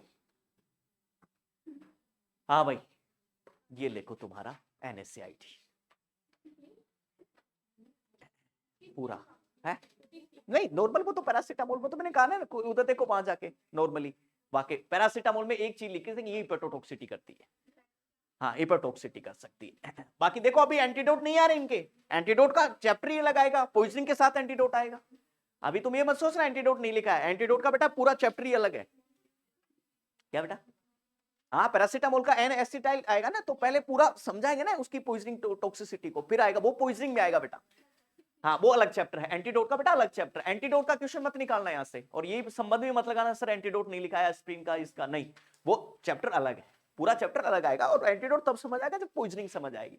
ये तो मैंने एस्प्रिन को हल्का सा लपेटा आपको आया, बाकी सबकी पॉइजनिंग अलग से आएगी। पैरासीटामोल के लिए एक ही लिख देना, साइड इफेक्ट हिपेटोटॉक्सिटी, यस हिपेटोटॉक्सिटी। और एक चीजें और मेरे कहने से मैं और लिखाना चाहता हूं, कुछ चीजें और लेके आऊं आपके लिए, वो लिखाने के लिए लेके आऊं, समझने की नहीं है, समझा दिया मैंने पूरी बात। इंडामेथासिन में पीडी आपने लिखा, ठीक है, और बहुत बढ़िया, डाइक्लोफेनिक में बहुत बढ़िया, पैरासीटामोल ठीक है, हिपेटोक्सिटी ठीक है। फिर तुम्हें डोज लिखाता हूं, एस्प्रिन का हो गया, रूमेटिक आर्थराइटिस गाउट का भी हो गया।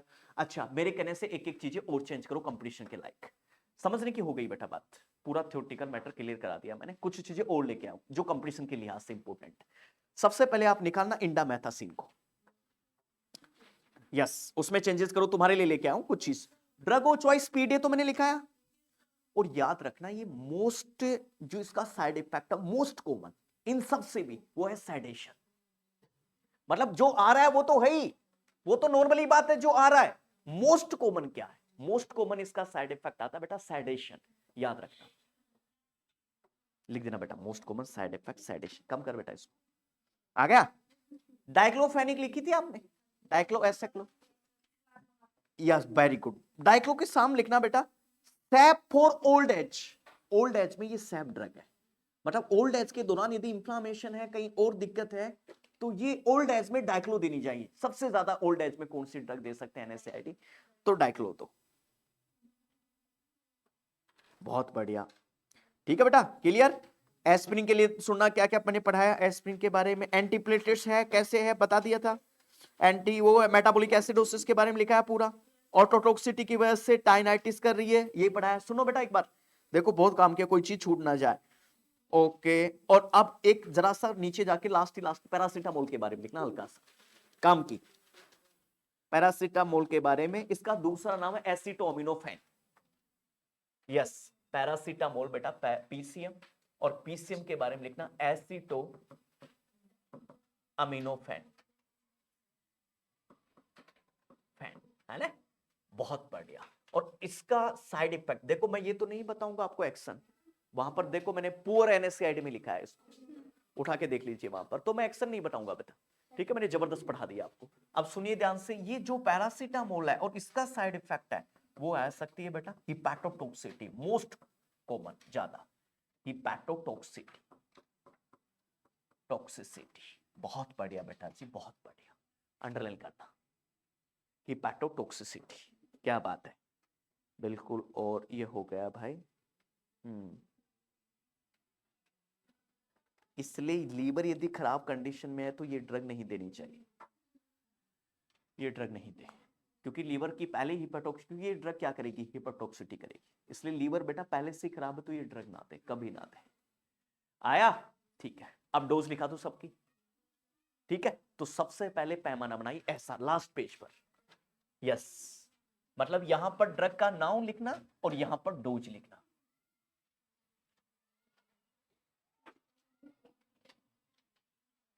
यस, ड्रग का नाम लिखना बेटा और ड्रग की डोज लिखना।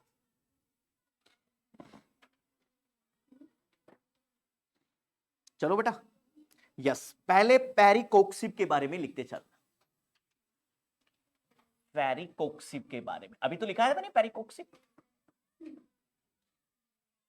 इटैरकोकोक्सिब, पेरिकोक्सिब है ना। इटोरिक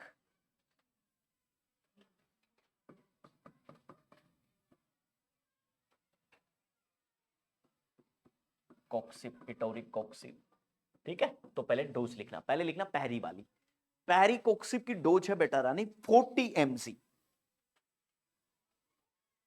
40 mg दे सकते हैं, ठीक है, स्पेशल ओरली 40 mg ओरली देना है। आया, यस। इटोर की कोक्सिब का लिखना बेटा, इसकी डोज कितना है 60 to 120, 60 to 120 mg, 60 से 120 mg नॉर्मली। आ गया है। इसके बारे में एक मिनट, हाँ ये भी हम ओरली देंगे, लेकिन याद रखना ओडी देंगे सिर्फ एक ही बार। बहुत बढ़िया,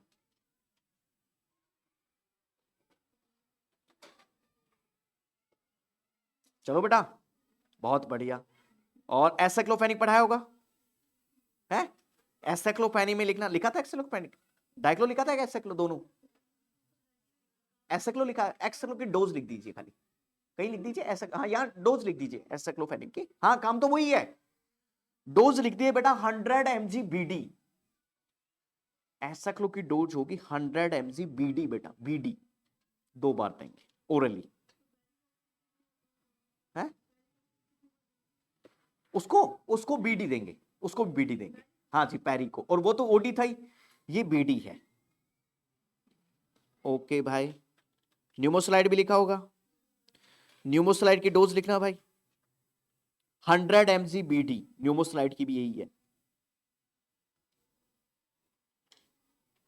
100 mg बीडी। और डाइक्लो की लिखना भाई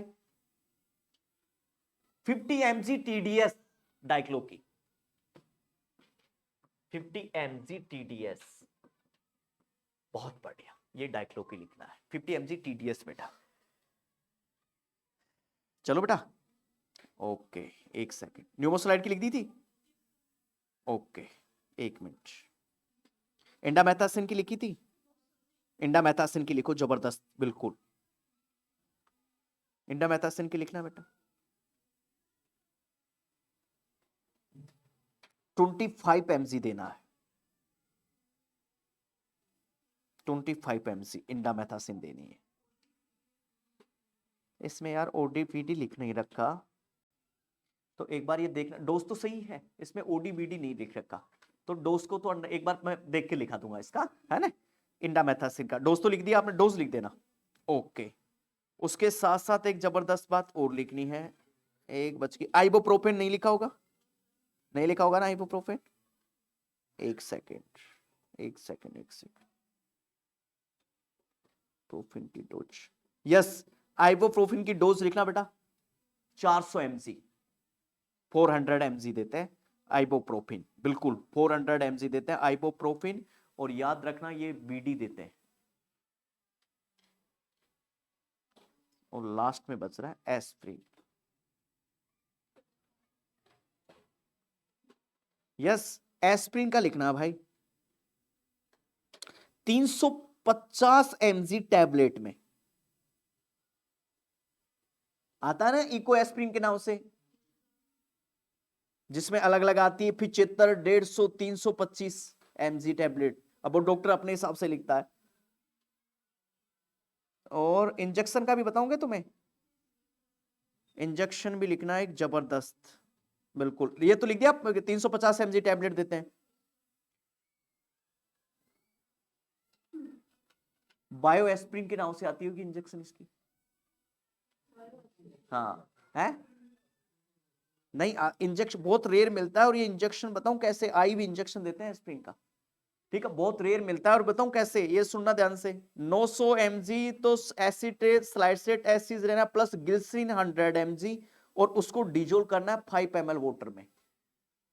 और मतलब अपन डायरेक्ट नहीं देते उसको, उससे देते हैं जो बोलते हैं ना, क्या बोलते हैं उसको, इन्फ्यूजन से। वैसे एस्प्रिन चलाते हैं, वैसे डायरेक्ट नहीं लगाते हम इंजेक्शन, इंजेक्शन डायरेक्ट नहीं आती इसको, इनफ्लो में देते हैं उसको, उसमें इन्फ्यूजन में। वैसे एस्प्रिन जैसे डोपामाइन देते हैं तो वैसे इन्फ्यूजन में देते हैं बेटा। और ये बहुत रेयर कंडीशन जो सर्जरी होती है उन कंडीशनों में यूज करते हैं, ठीक है। तो वैसे एक नॉर्मल इसकी डोज नहीं है, वैसे ये इनफ्लो में यूज करते हैं। वैसे आप टैबलेट में लिख लीजिए इसको, टैबलेट में कितना लिखा, 325 ml। ये देखो आपका क्लियर है। अब डेट तुम्हारे हिसाब से याद कर लेना, मतलब डोज तुम्हारे। अब देखो ये रटने की चीज है, इसमें मैं कुछ नहीं कर पाऊंगा। आ गया, ठीक है। तो ये तुम्हारे हिसाब से याद करो, अच्छी बात है, न याद करो तो अच्छी बात है। हाँ हाँ, वो तुम्हारे ऊपर है। मैंने तो मेरा जो काम था वो क्लियर कर दिया, ठीक है। पूरा तो मैंने मैकेनिज्म समझा दिया अच्छे से, ठीक है। अब इधर देख लो 2 मिनट, उसके बाद में आगे चल रहा है। देखो मैंने शानदार तरीके से समझा दिया आपको। 1 सेकेंड, नहीं बातचीत नहीं करो। देखो बेटा, कल वाली बातों को आज वाली बातों को मिलाओ, अच्छे से आपको समझ आएगा, ठीक है। एस्प्रिन के बारे में मैंने आज शुरू किया। एस्प्रिन का कुछ भी नहीं, पूरा NSAID समझ लीजिए एक बार, आपको पूरा आ जाएगा। कोक्स मैंने बताया, कोक्स फर्स्ट को बताया, कोक्स सेकंड को बताया, कोक्स फर्स्ट का काम बताया, सेकंड का काम बताया। और अच्छा बच्चा क्या करेगा, NSAID का बस क्लासिफिकेशन याद कर ले वो। और स्पेशल बेटा 2 क्लासिफिकेशन याद कर ले, ज्यादा भी नहीं तो, नॉन सेलेक्टिव और सिलेक्टिव। आपको बहुत कुछ क्लियर हो जाएगा भाई, ठीक है। इसकी वजह से आपके जो पीछे साइड इफेक्ट के पीछे दौड़ रहे हो वो आपका क्लियर हो जाएगा, ठीक है। और मैं फिर से कह रहा हूं, पूरी ड्रग पढ़ने से पहले एक बार एक्शन पढ़ना, सिर्फ एक बार। आपको दोबारा एक्शन पढ़ने की आवश्यकता नहीं होगी, कभी भी नहीं होगी भविष्य में। आया बेटा, ठीक है। ब्रेक के बाद में अपन बातचीत करते हैं। नमस्कार, ये NSAID आपकी क्लियर हुई। ब्रेक के बाद में दूसरा लेते हैं।